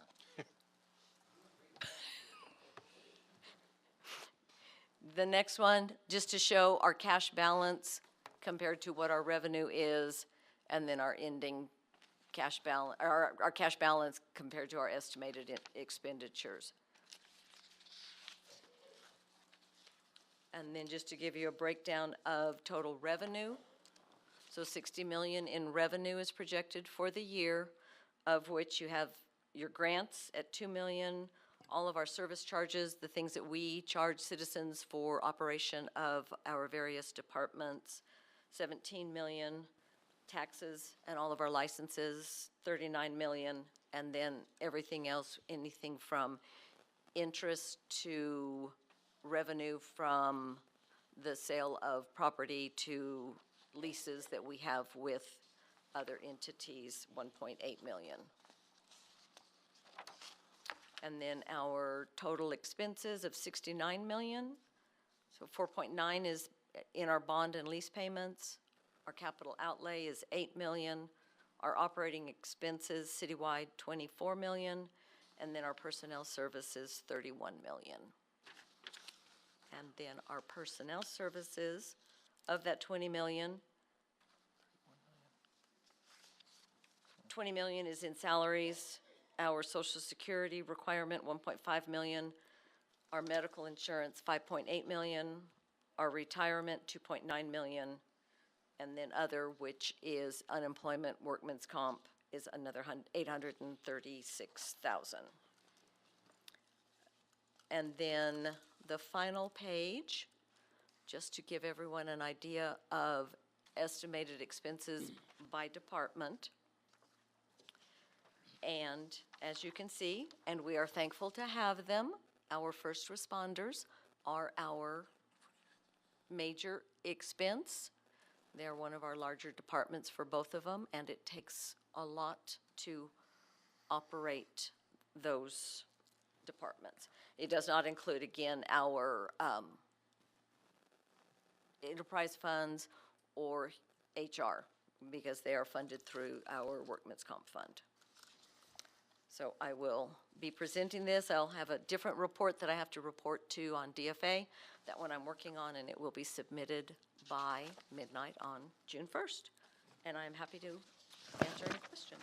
Well, thank you for that, and there may be some questions and discussion, but I just wanted to comment and say, I think it was, like, the presentation itself and the way it was presented was very, very good, very helpful, so thank you for that. And, you know, on your last slide, just to piggyback on your well-stated comment that our first responder departments are large and it takes a lot, and therefore, you know, we see them receiving more, but you know, I think it says a lot about our city and this commission that we are prioritizing public safety with the available resources that we have. And so I appreciate you pointing that out, and think that's a telling slide, certainly. So that and just the conservative approach to budgeting over time has served our city well, and so thank you for that. And in many ways, we're standing on the shoulders of the past leaders and commissions and city managers and finance director. Well, gosh, you I learned from him. Yeah, but you know, it has us in a good place, and we're continuing with that and what's being presented here, and so that's great. That's exciting. What discussion do we have? Mayor, I'd just like to add that and thank our department directors. They do a very good job, a great job, every year managing their budgets. As you mentioned, we don't have the available funding that some of the municipalities through the state of New Mexico do have. And so what they're able to accomplish with the budgets that they have is amazing. And they do a responsible job of doing that. Obviously, with the implementation of Tyler and having that data there to recognize what our spending habits are within certain line items, it now gives us that freedom to be able to put and move dollars into other line items that we may need to have those dollars available in. Leanne did mention that we did increase the residential paving fund in this proposed preliminary budget. It went from $350,000 annually to $95. How much? $795. $795,000.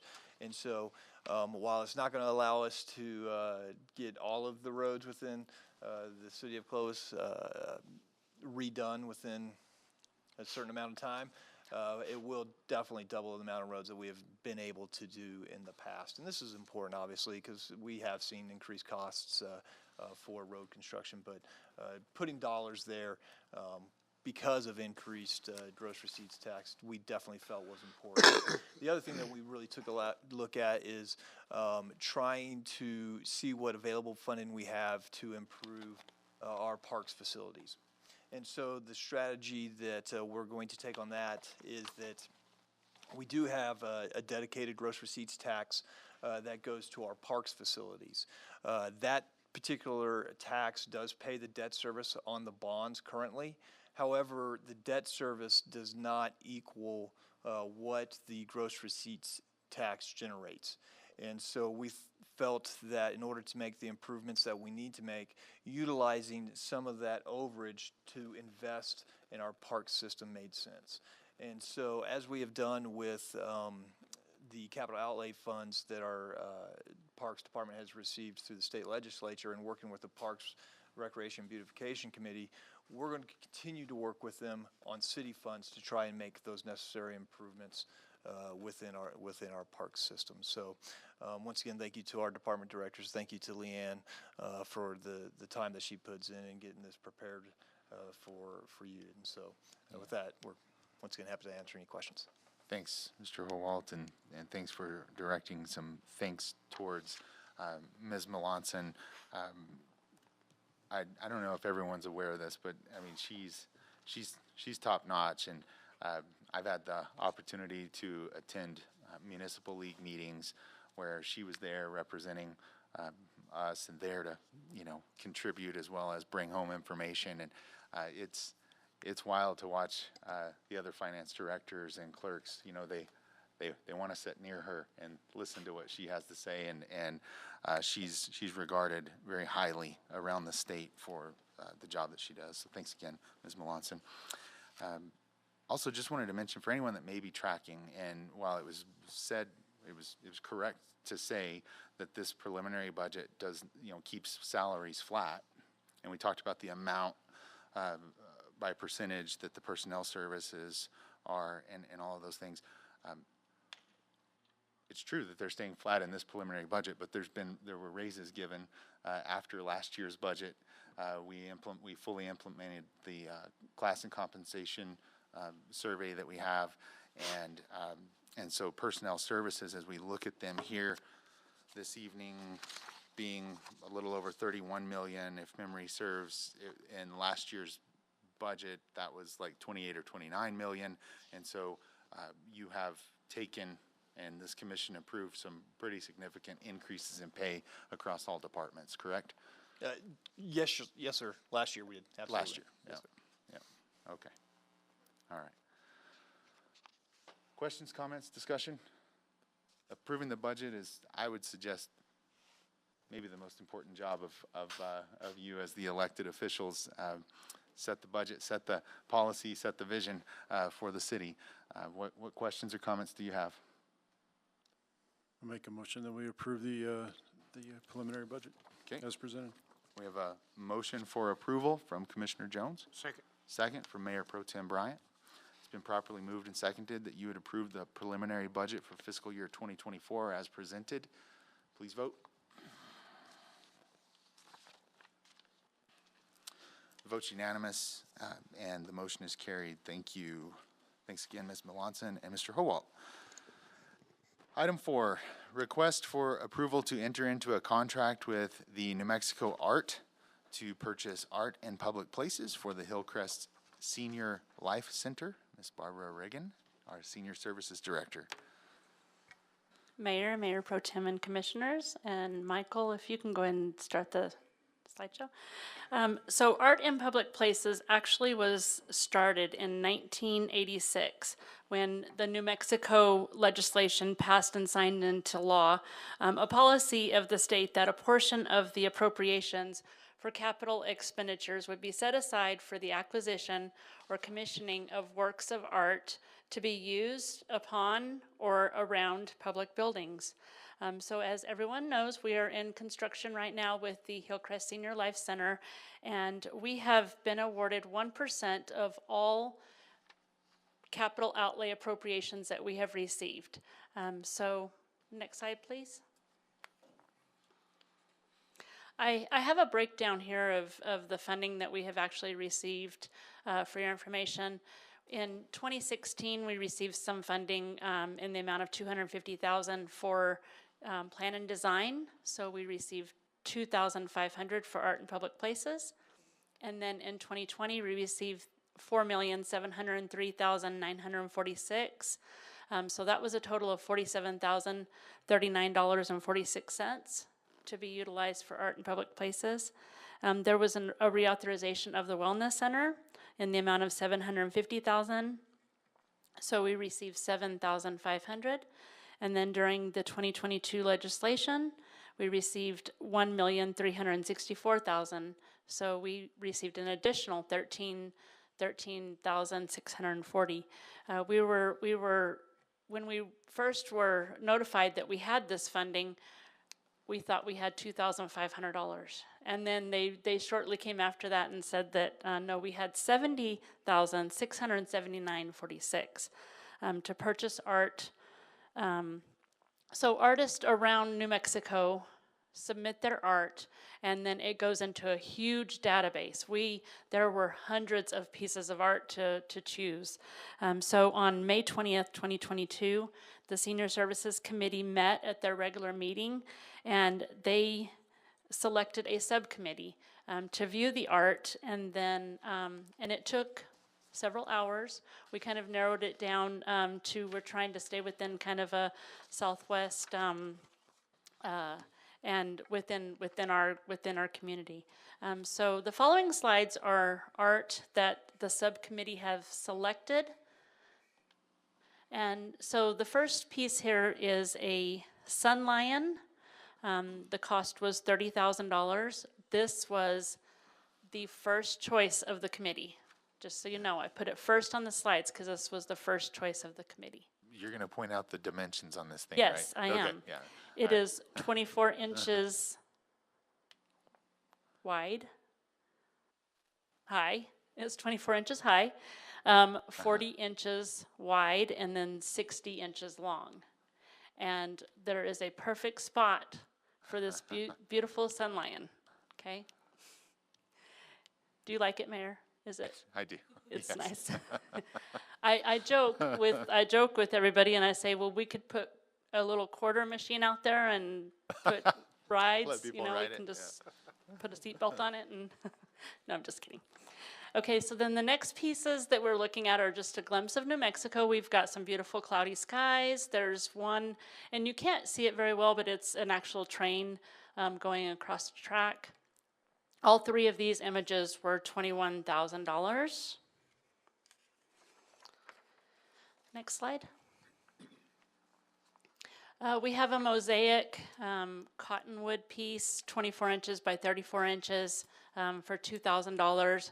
And then we loved that one so much that the committee selected the Freedom, the birds, for $1,100. And we have bronze bunnies. And so we thought that these would be really nice just right inside the doorway or somewhere within the facility. So the two bunnies on the left-hand side are $6,500, and then the bunny by itself is $3,250. And all of these bunnies are by the same artist. And this one is the Bison in Grass. It's a watercolor. The cost was $1,476. It's not very big, it's kind of smaller, but we thought that would look really nice in maybe the conference room. It's a 10.5 inch by 13.5 inch watercolor. And then we have the Bosque del Apache at Dusk, and it's a photography, 14 inches by 20 inches for $1,000. This is the Midnight Madrid. It is on an infused aluminum. Cost was $1,585. And then this is the La Casita. Look, yeah, did I say that right? I don't, my Spanish isn't. La Casita? Okay. The cost was $2,500, and it's a 16 inch by 24 inch digital photograph. And with that, I stand for any questions that you may have, or comments, or concerns. Well, thanks for that, Ms. Riggin. And yeah, it was a pleasure. I chair senior services, and so I was there for this discussion, but I wasn't on the subcommittee that spent the hours going through it. But I think they made some great choices, and it's a great use of these funds that have been made available to us by grant. And Yes, sir. And what questions or comments do you have, commissioners?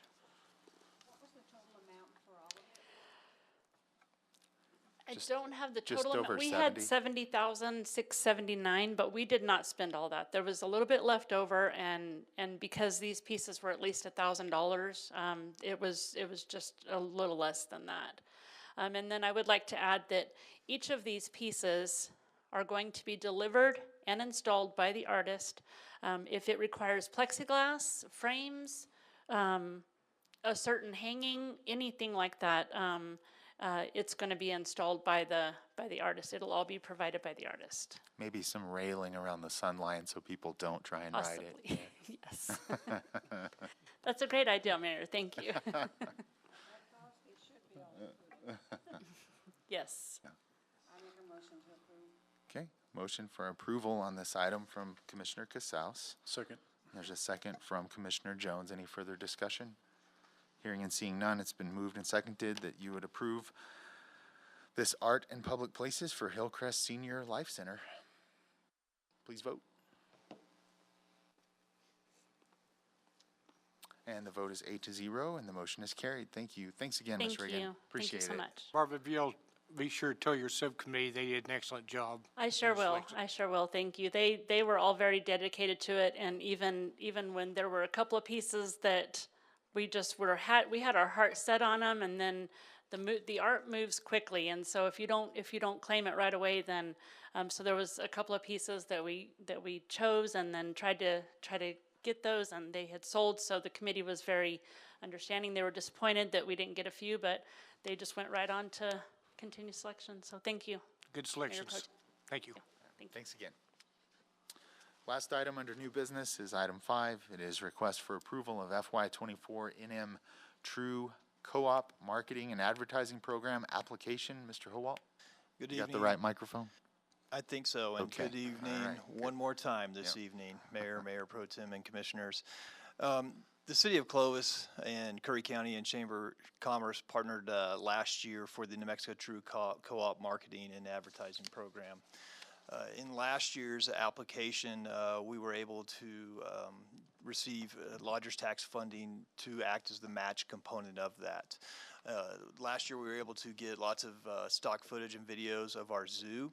And so we wanted to kind of continue on with the same purpose with this application process.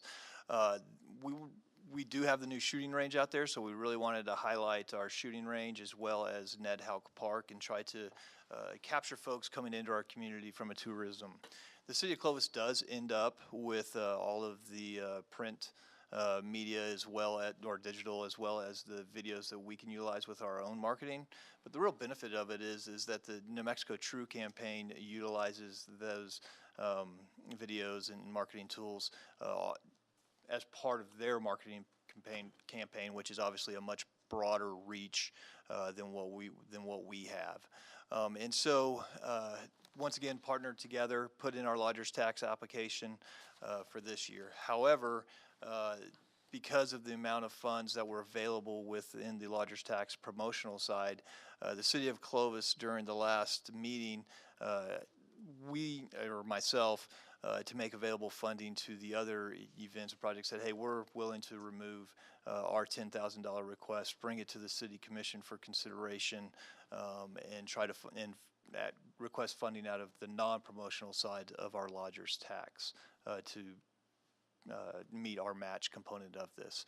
And so that amount is $10,223 for our match. The Lodgers Tax Board did award $6,650 to the Chamber of Commerce to utilize for their match, and then Curry County has already approved matching funds for their approximate $10,000 to go towards this joint application that we have between the three of us. It is a 2-to-1, and so the benefits towards this is fantastic. And so we get over $100,000 value by us putting up about that $30,000 between the three entities. The reason we chose to partner together, obviously, on this is that if we put in separate applications, we'd be competing against each other versus the singular application that we have put together. And so it's actually something the New Mexico the Tourism Department has said, hey, great job working together, you three entities. It's something that we like to see happening and support what y'all are doing. So with that, I'm happy to answer any questions that you may have. Okay, thank you for that explanation. What questions do we have? Okay, we have a motion for approval from Commissioner Casal, second from Commissioner Garza. Is there any discussion? Hearing and seeing none, it has been moved and seconded that you would approve the FY24 NM True Co-op Marketing Advertising Program application as explained. Please vote.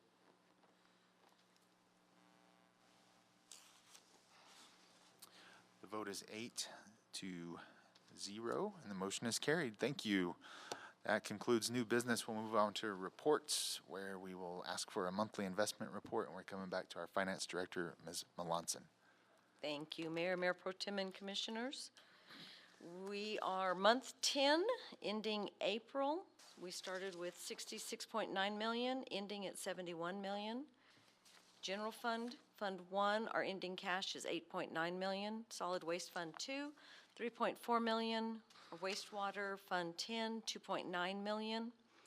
Special Parks Improvement Fund 61, 1.1 million. Economic Development Gross Receipts Fund 64, 4.9 million. Our Water Quarter Percent Fund 66, 6.4 million.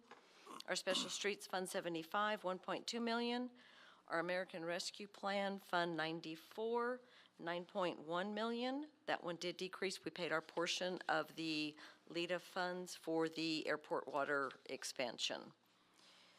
Breakdown of our cash, we have 45.7 million in our local banks, 25.3 million in the state investment pool.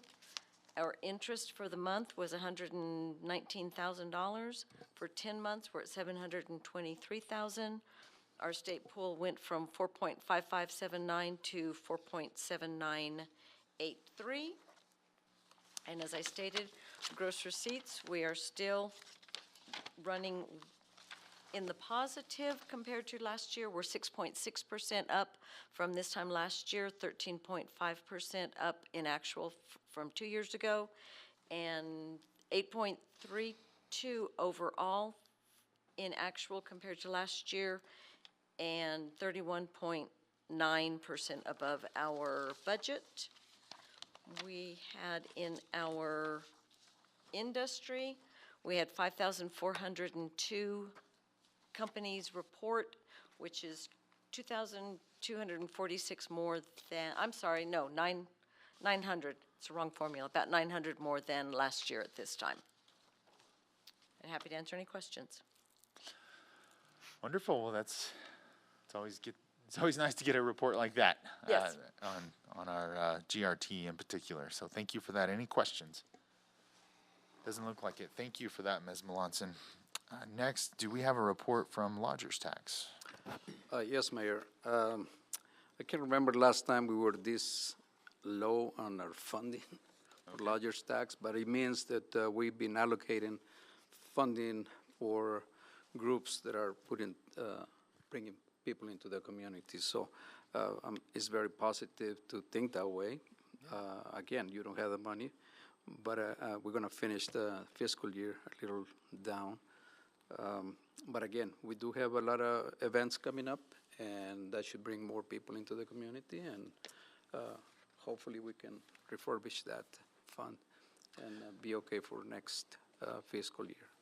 Great. Well, it's good to know that those funds are being used for what they're collected and intended for. And appreciate your report and your service there, Commissioner. Next, we had an Economic Incentive Board meeting yesterday. Mr. Howalt, did you want to hit the highlights on that? Absolutely. And so the Economic Incentive Board considered 2 agenda items.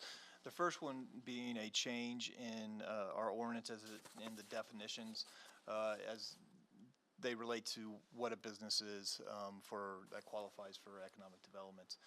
We currently have in there that 50% of the business revenues have to come from outside the state of New Mexico. The EIB did recommend removing that out-of-state revenue out of the definition, which would allow businesses that either operate and generate revenues inside Curry County or generate revenues inside New Mexico to be eligible for a project that they are so proposing. Another one of the agenda items that we considered was changing our LEDA for retail policies and procedures. And what we did there is, in the recommendation, was to remove some of the financial history requirements of business that is making the application. We would still require them to submit a business plan or a pro forma for whatever they are proposing. However, since it is a reimbursement incentive, they don't feel that it's necessary to have 3 years worth of financial history to be able to apply for an application. So those are the major highlights of that, and those will be coming to you for consideration at your upcoming commission meeting. Thank you. Okay, thank you for that. So speaking of upcoming meetings and future agenda items, we'll have those changes recommended by EIB that will be coming your way. Anything else in the way of future agenda items? The only other item I have at the moment, Mayor Pro Tem and Commissioners, is the Water Authority loan ordinance. I hope to bring that to you. Okay, very good. Thank you for that. Any other future agenda items that we need to mention? Nope. Okay. Our next or upcoming meetings include Public Works. We'll meet at 8:30 a.m. on Wednesday, May 24th, here in this room. City Hall will be closed. Make note, City Hall will be closed on Monday, May 29th for Memorial Day. Of course, there are the Memorial Day activities that were discussed earlier this evening that you'll want to attend if possible. And then the next City Commission meeting will be at 5:15 p.m. on Thursday, June 1st. We are adjourned.